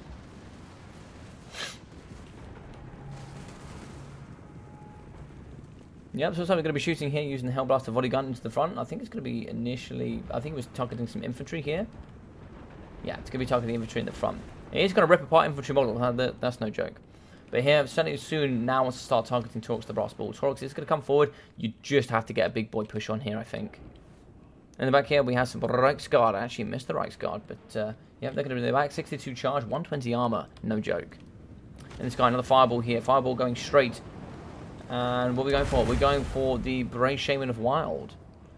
Traitorkin here would be lovely right now. That would be a gorgeous Traitorkin in there, perhaps. Maybe try and see if we can catch all of these models in here.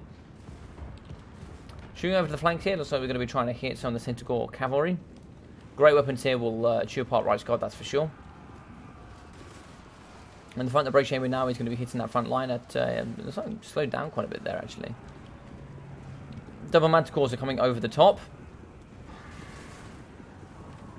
Double Manticores are immediately going to turn, and they're going to come straight after Boris. Boris here is going to be fighting down on the ground, just going to move so we can not see that. They're going to be fighting here, just punching straight up against that Royal Griffin, punching him really hard in the face. Taurox is in as well for the big hit. Nice headbutt and roll there, duck and roll from the big boy himself. You guys here, Burning Head in the middle here, that's going to remove all of that cheap infantry here with the Uncore Shields. Here we can see that Boris is going to be running away. Boris is going to go down to 2.2k health. Manticores can chase. He does actually have 113 speed, so he's going to be able to get away from the Manticores. But one here has to rampage up against the Flagellants. In the back here we do have the Centaurs shutting down the Hellblaster volley guns. More Centaurs moving the back. They're going to be fighting up against Pistoliers. A couple of these are going to break though. Looks like here Centaurs throwing axes got caught up by some Spearmen. Fireball in the middle here is going to be targeting, actually hitting the Brave Shaman of the Wild. I'd like to see some nice Traitorkins coming in the pocket. The thing is if you prepare for chariots, you can deal with chariots. Looks like here in the middle, what do we get? We got a Traitorkin in this big pocket here, so it's going to be hitting a lot less. Just a single Traitorkin, doing some good damage over time. That is going to run hard though. That Brave Shaman needs to go. Maybe try and see if we can hide behind some sort of just anything. There's nothing to hide behind. Run! But here in the middle, we can see that we have some Centaurs. They are going to fight up against the right guards. These are just going to be the normal ones, not armor piercing, not the great weapons, but they're still doing some pretty good work there. Fireball yet again going to come out. Can we hit? It is going to bend, and that's going to smash and kill. Fantastic there. Brave Shaman down. Boris Tobringer flying over high in the sky. He's going to have that blood roar. Negative 16 leadership. And then with that terror, the multiplier on top. We can see here throwing axes from the Centaurs going to be charging out. Trying to see if they can find some good targets to fire into. Maybe trying to see if they can't get some of these Rights Guards. That could be some juicy targets for sure. Balance of power is going to be even. We have lost the caster, but we still have Torox the Brass Bull. He's a bad boy always in any matchup. He's going to be healthy, and he will handedly beat Boris Tobringer in any combat. Breaking both of the Centaurs here, unfortunately, are going to be the Reichsguard. We do need some throwing axes. Are the throwing axes here? Oh, we can now throwing axe Boris here, I think. There was no throwing axes. They are going to get pushed here. Centaurs are going to get shut down here by the Reichsguard. They're going to break pretty quickly. Torox is now in the middle. Not like here, the Bright Wizard is going to be flying high in the sky. Pretty fast, 105 speed, so we're not really going to be able to chase here with the Ferromanticores, but they're still alive. Gunpowder over here on the left. We are going to hit with... Look at the Brass Bull here, rolling straight into combat. Trying to see like he's like Mission Impossible here, just smashing up against the skirmish cavalry. Really getting taxed here is going to be the micro from both players. They're getting tired at this point. 2 hours and 40 minutes in a best of 9 up against each other is going to be tiring for anyone. Balance of power going into Lotus Moon's favour, but as we can see here at the end, gunfire going into Torx the Brass Bull. 130 armour up against the very little armour-piercing Pistoliers. A bunch of unbreakable units here. We do actually have the rampaging, terror-causing Ferromanticore here in the middle. He fights up against Spears and up against Flagellants. Nice splash damages in there, but we still have the Reichsguard online. Torox is still very, very healthy. We are going to be cleaning out crew. Looks like the Ferromanticore is going to be breaking. He is going to try and fly away, but flying away means he will get caught by Boris. Like another Fireball here. Fireball is going to actually hit Torox this time. Good damage on Torox. The Torox can certainly do some good work here in the middle. Guns coming back in here from the Free Company Militia. In the back here, we actually have some great weapons fighting up against the Pistoliers. They're going to be wavering. They are going to break. That is looking like army losses. That is indeed. And that's a big win here for Lotus Moon.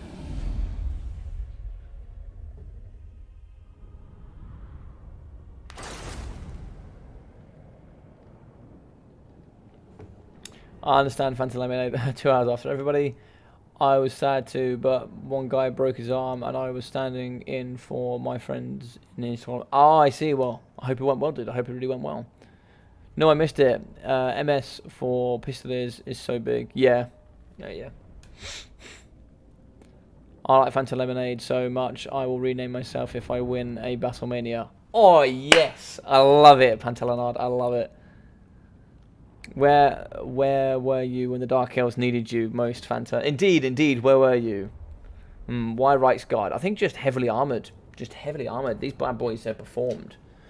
Just difficult to take apart. I think just the armour in general was just too much. Let's have a look. So Boris here, 760. We've got 800 here for the Bright Wizard. 280 for the Spearman. With 430, 490. With 460 and 524 here for the Flagellants. We've got 380 and 420 here for the Free Company Militia. 825 and 1,340 for the Reichsguard. I think the Reichsguard just compared to, say, I don't know, let's just say if we compare them to Knights of the Blazing Sun, they just have more armour. Extra armour, shielded. Yeah, pretty strong. They don't have the magic resistance, so of course Traitor Skin will do more, but, you know, they did their job. 375, 700, 744, 790 here for the Pistoliers, and 401 for the Hellblaster Volley Gun.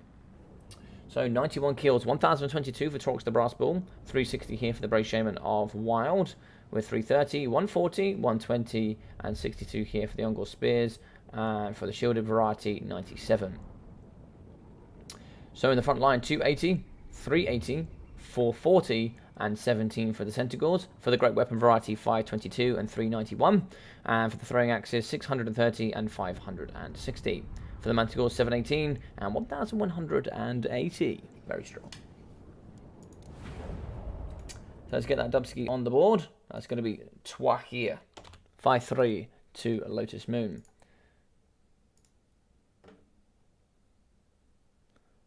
The only one that could defeat a Pentastack is Ninja Hunt. It's true. But he disappeared when we needed him most. For Sigma. Mr. Slayer, indeed. Actually, the only reason why Panta emerged from the shadows, his nemesis was gone. Alright, so let's see what we've got here in the chat. So, see what the guys are saying here. What's the last map? So the last map is going to be Let me take a look here.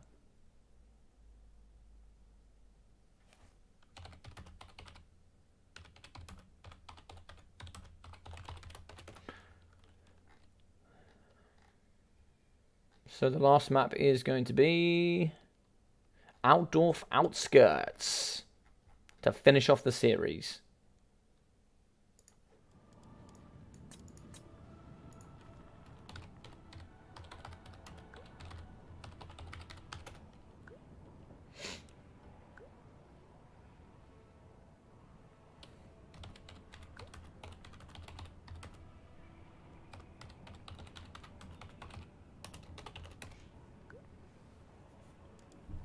All right.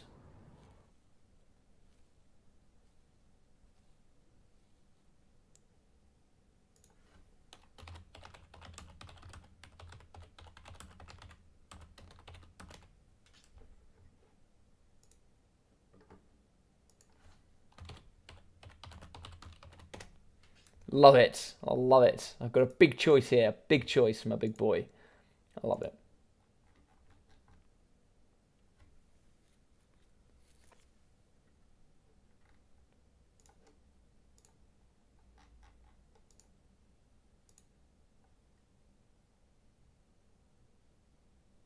Alfred played Bretonia yet? No, I don't think so. I don't think Alfred has played Bretonia yet. But it is going to be the final game. This is going to be a blind pick.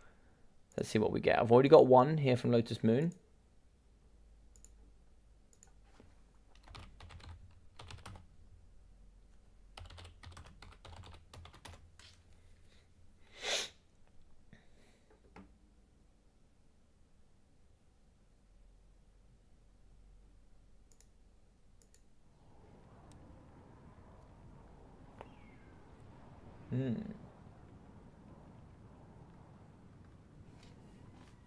I think with that volley gun, you would have surrounded me and won.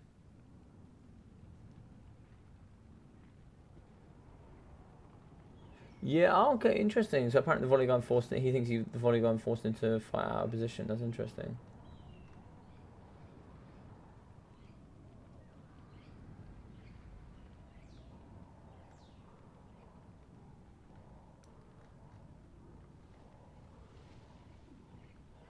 Alright, we'll just wait for Alfredino here. He's got to calculate what's left.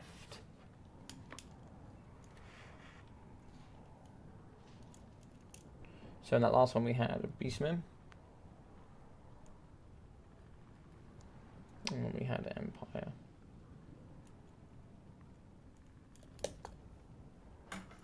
Pen run out. Okay, we have multiple.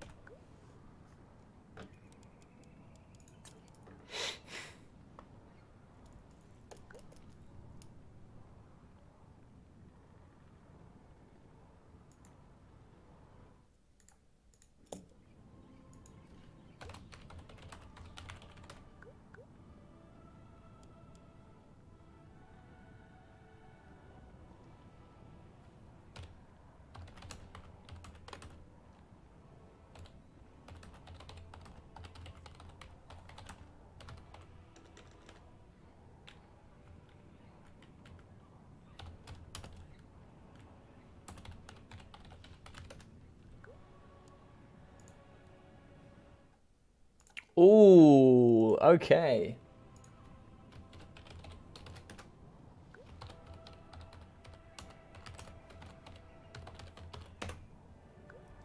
Dwarfs vs. Chaos.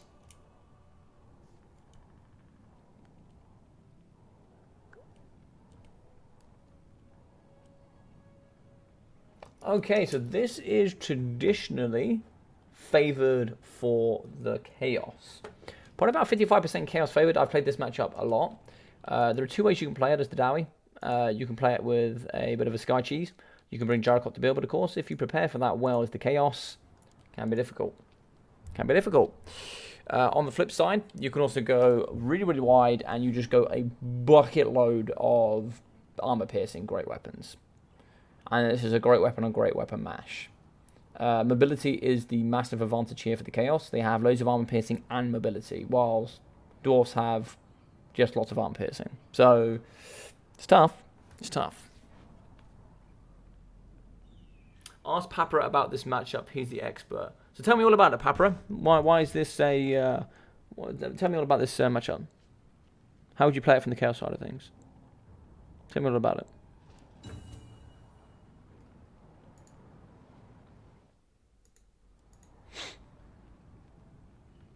I have to go PTSD coming back. Oh, really?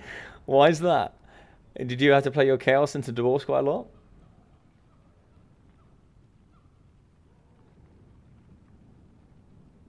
Yeah, it does favour Chaos, yeah. It does favour Chaos. Gyrocopters go bruh, essentially. Do I expect that from Lotus Moon? No, I think not. I do not expect a gyrocopter build. If I do, I will be heavily surprised. I do not see many people out, not really outside of myself, that play gyrocopter build at all. If you can play gyrocopter build well, you can play it really well. But it takes practice. But yes, we're going to be going into the final game here. Blind picks here.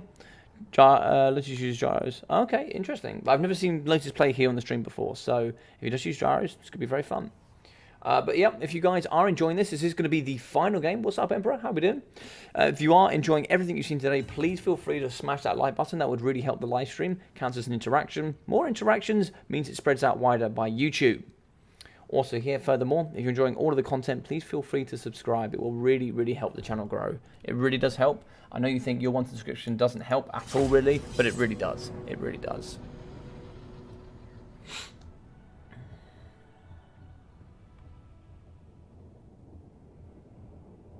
In before Iron Drakes and Organ Gun. Potentially. Organ Guns can do really nicely here. They really can. How you doing, Mike? Nice to see you here in the chat. Hope you're doing well.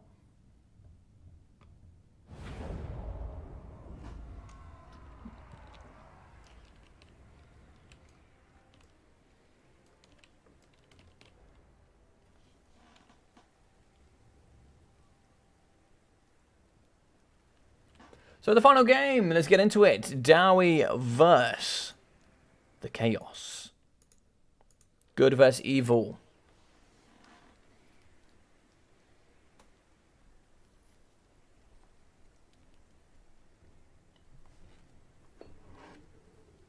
What's your money on, ladies and gentlemen? Are we here for the Dowie or are we here for the Chaos?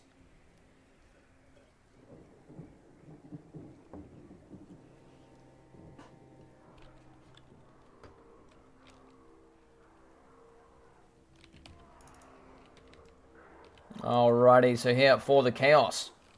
Let's get it here in the back. We are going to be having some Marauder Horsemen here. Mixing in with some Chaos Warhounds. Forsaken here in the middle. And that's perfect. Oh, it's just going to be a Feral... Oh, a Chaos Feral Manticore. Now, these can rampage. Now, of course, here... A better way of playing this could be if you took an Exalted Hero on a Manticore. Therefore, they don't rampage. But, you know, it is what it is. We are going to have Sorcerer, the Ever Chicken. Big boy chicken himself. He's going to have Stand or Die, Arcane Conduit, Plague of Rust, Searing Doom, and of course he's Unbreakable, and a second Feral Manticore.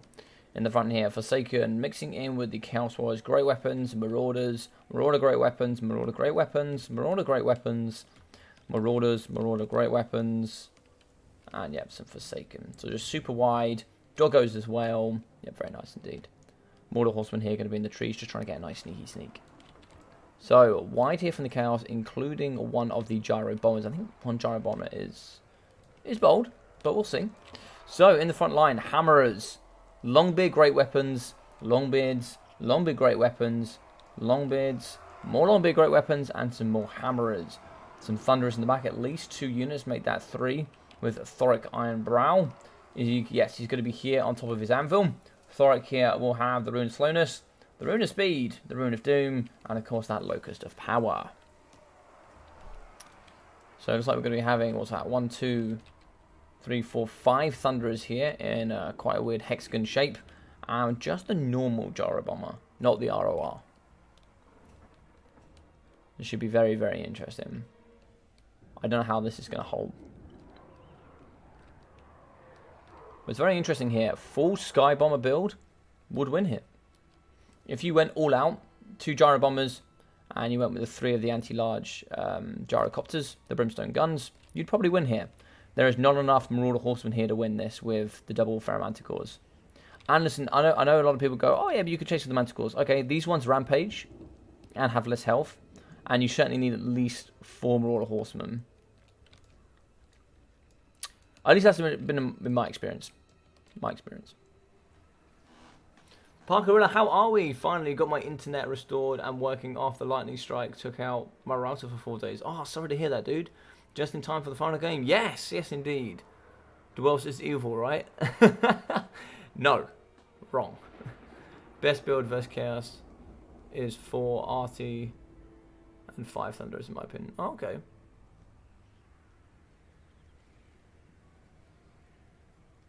Got a route for Lotus doing a super bomber build. Time of speed has to be for the bomber, right?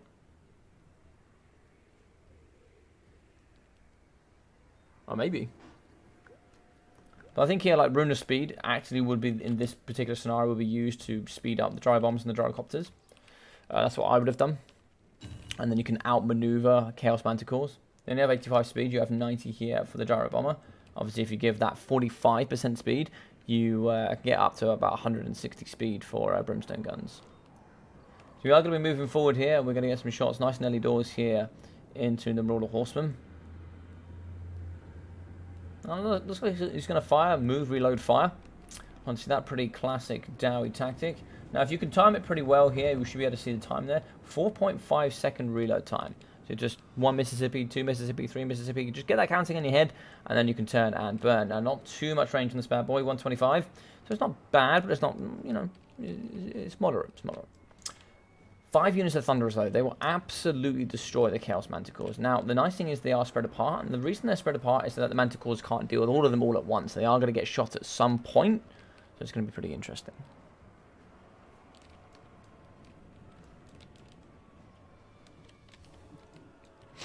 So big gyrocopter shots here against the Marauder Horseman on the floor. They're now going to try and shoot if they can. A couple of there are going to miss.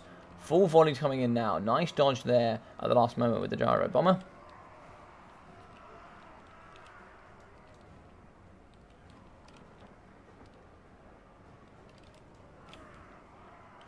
Getting a full surround here using the Chaos though. If we can start taking out some of this mobility, keep shooting here against these Marauder Horsemen. If we can take this out, take out the Manticores as well, it could get really difficult for the Chaos. Because, of course, then the Dowie are going to be dug in tight.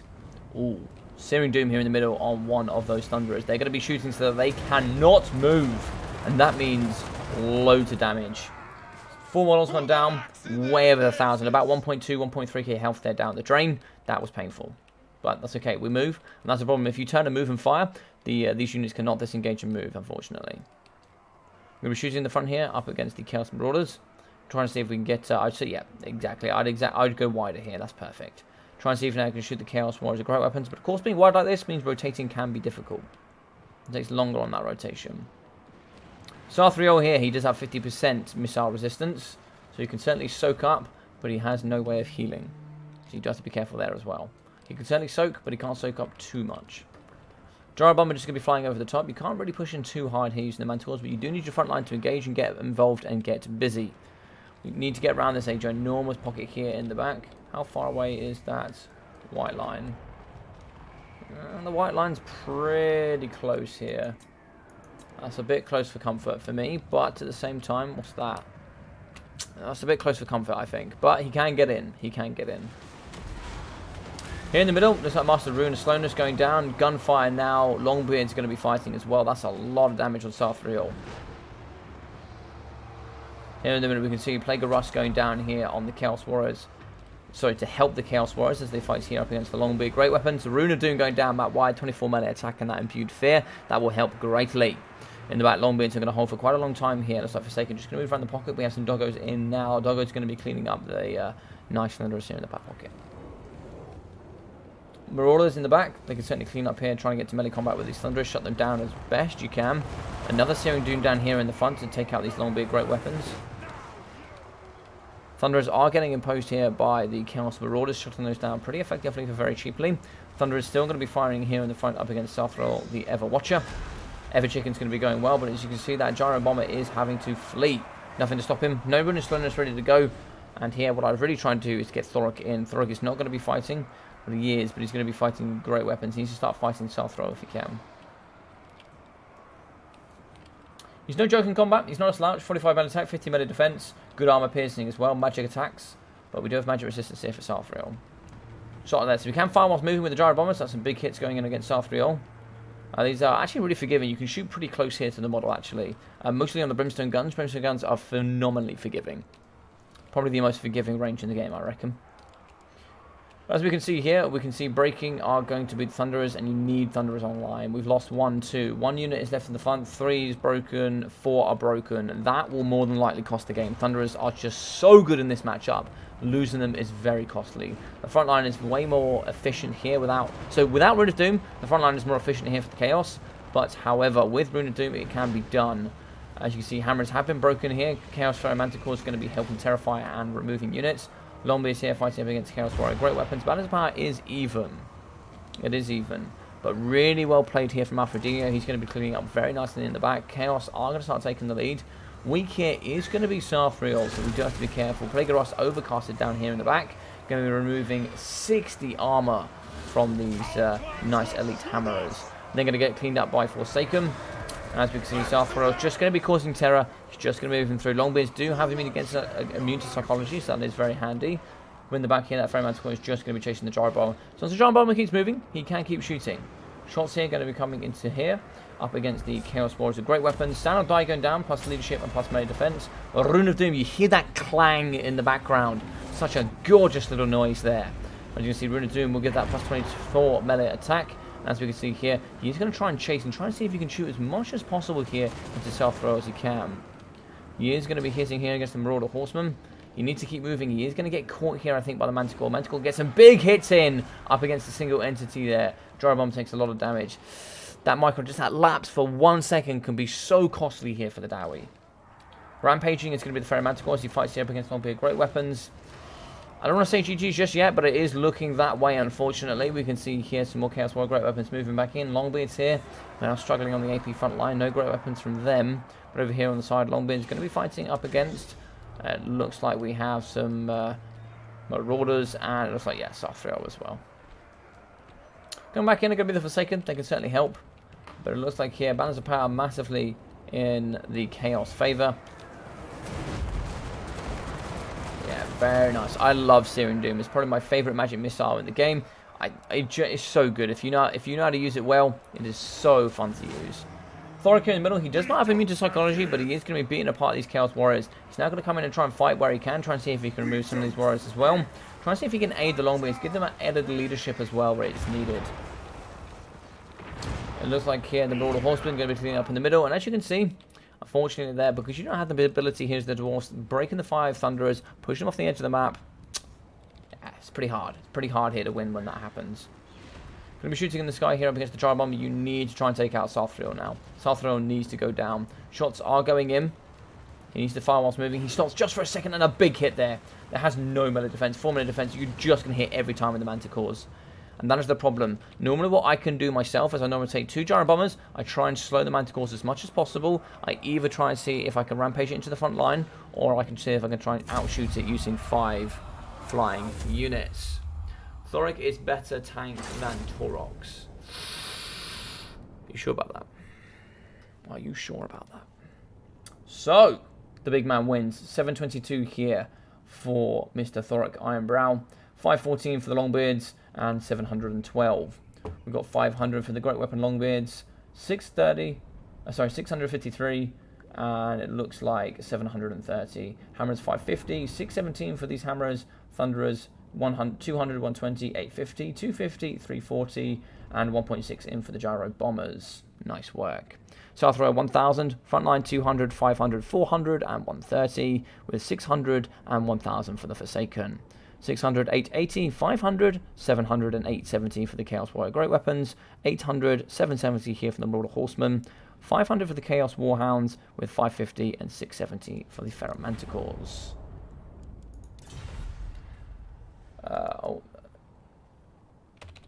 Great games. See you soon. Yeah, GG's. Thanks for the stream, Logic. No problem, dude. Played both of you. Well played, both of you. Thank you very much for playing on today's stream. So we'll actually update the scores here in the end. So I hope you guys did enjoy today's event. We obviously did go through there to the full series. Of course, there we could have ended on game 6 with a win there. It was 5-1 to Alfredino, but of course, I just want to play an extra couple of games for you guys. You know, just to have some of the best players in the game playing up against each other is always great. I really should stop typing stuff since I'm always wrong. Classic Alfredino moment, losing your lord in the last game of the series. Nearly did. But guys, I really hope you enjoyed this. If you did, I'm going to have some more Best of 7 series to come forward in the future. Lots of big players to come in as well, so hopefully you guys are looking forward to that. If you did like this, of course, yet again, smash that like button, subscribe. I'd really appreciate both of those things. That's the perfect way to support me right now. If you want to support me, that's the best thing you can do. Also, join the Discord. Come and get involved with everything on there as well. And if you've done all of those amazing things, the one thing you can do next on top of that is actually share this with a friend. Share this with a friend. Say, hey, listen, Logic does this. I really like it. You should come check it out as well. That really helps me as well. You know, if you've got any new players, come join our short bid league, come join our short bid tournaments, come get involved in the community. It will guarantee you brand new games and up against brand new players. So you're not playing up against Lotus, Moon and Alfredino every single time. You're playing up against other players of your skill level. So it should be pretty fun to get into the community doing that as well.